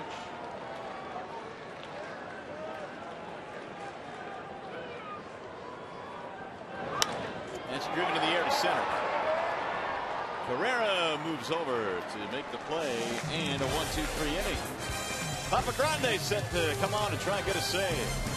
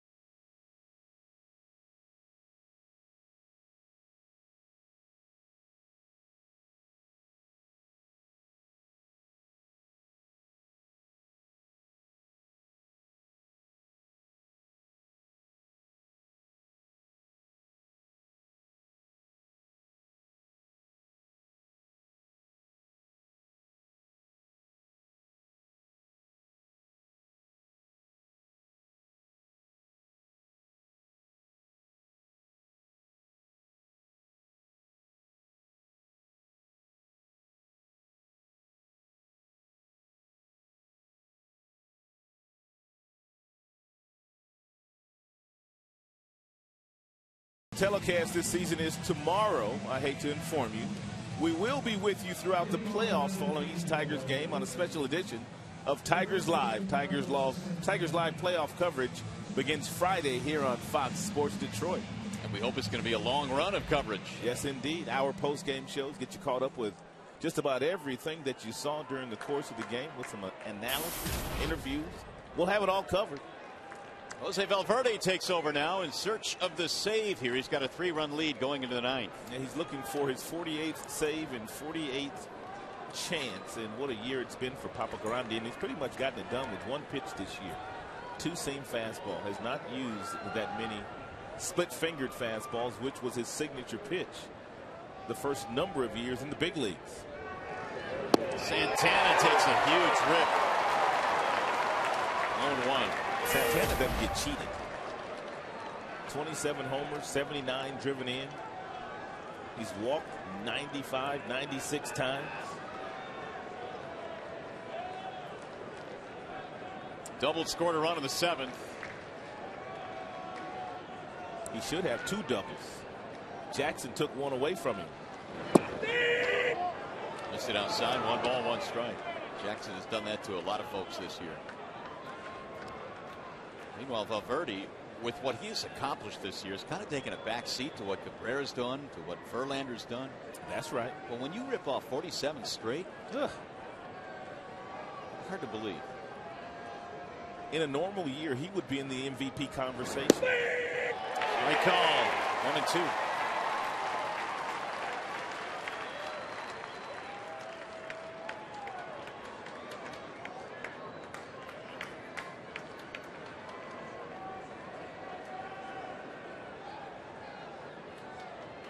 But Willie Hernandez won the Cy Young and the MVP back in '84 with 32 saves. Correct.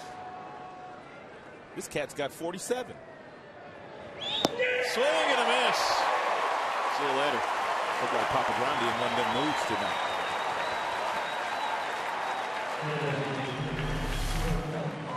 Take a look at it.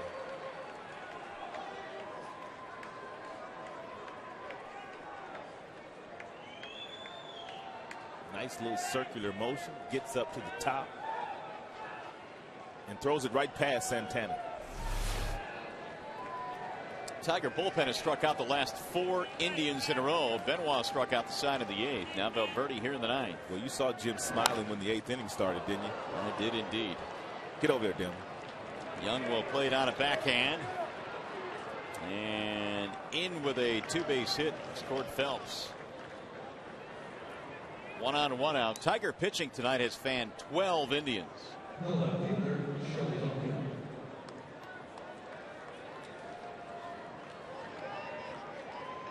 Here's Shelley Duncan.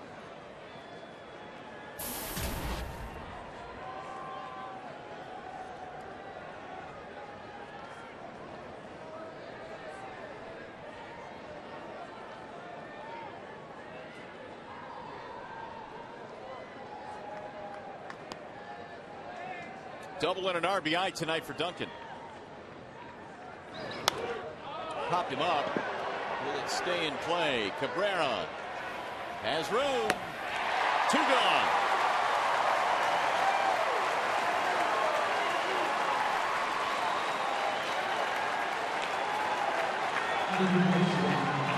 One more out for Papa Grande.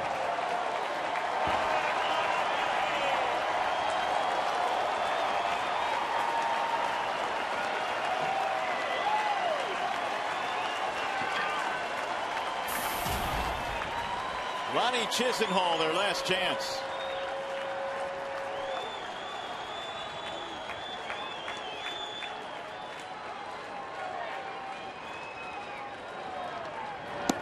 Oh, 1.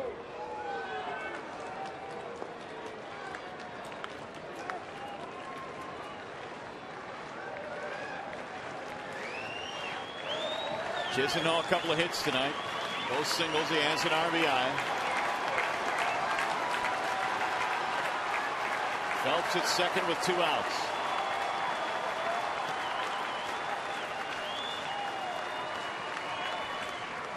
And the 1-0.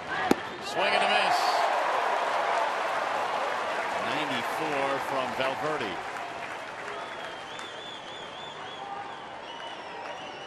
Win number 94 for the Tigers, 1 out away.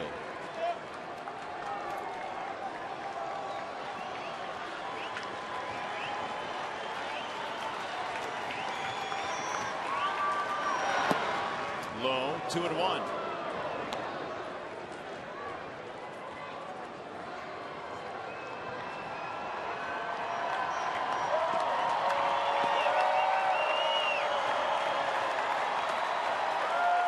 $31,132 in attendance tonight. One last chance to see the Tigers in the regular season tomorrow evening. Porcello on the hill.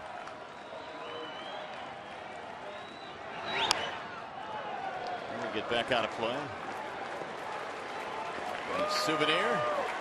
2-2.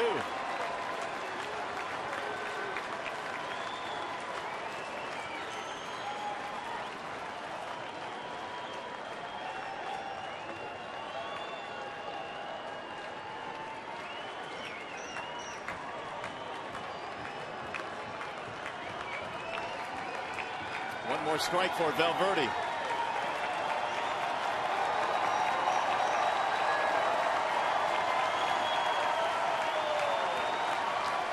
And the 2-2. Swing and a miss. That stinks. Valverde, 48 straight saves. 51st save of the season, ties the record set in 1984. 48 at 48. Only Eric Gagne since 1969 with a minimum of 25 saves had more consecutively. He had 55. Jose Valverde puts this one in the win column. Win number 94 for Detroit. There's your final out.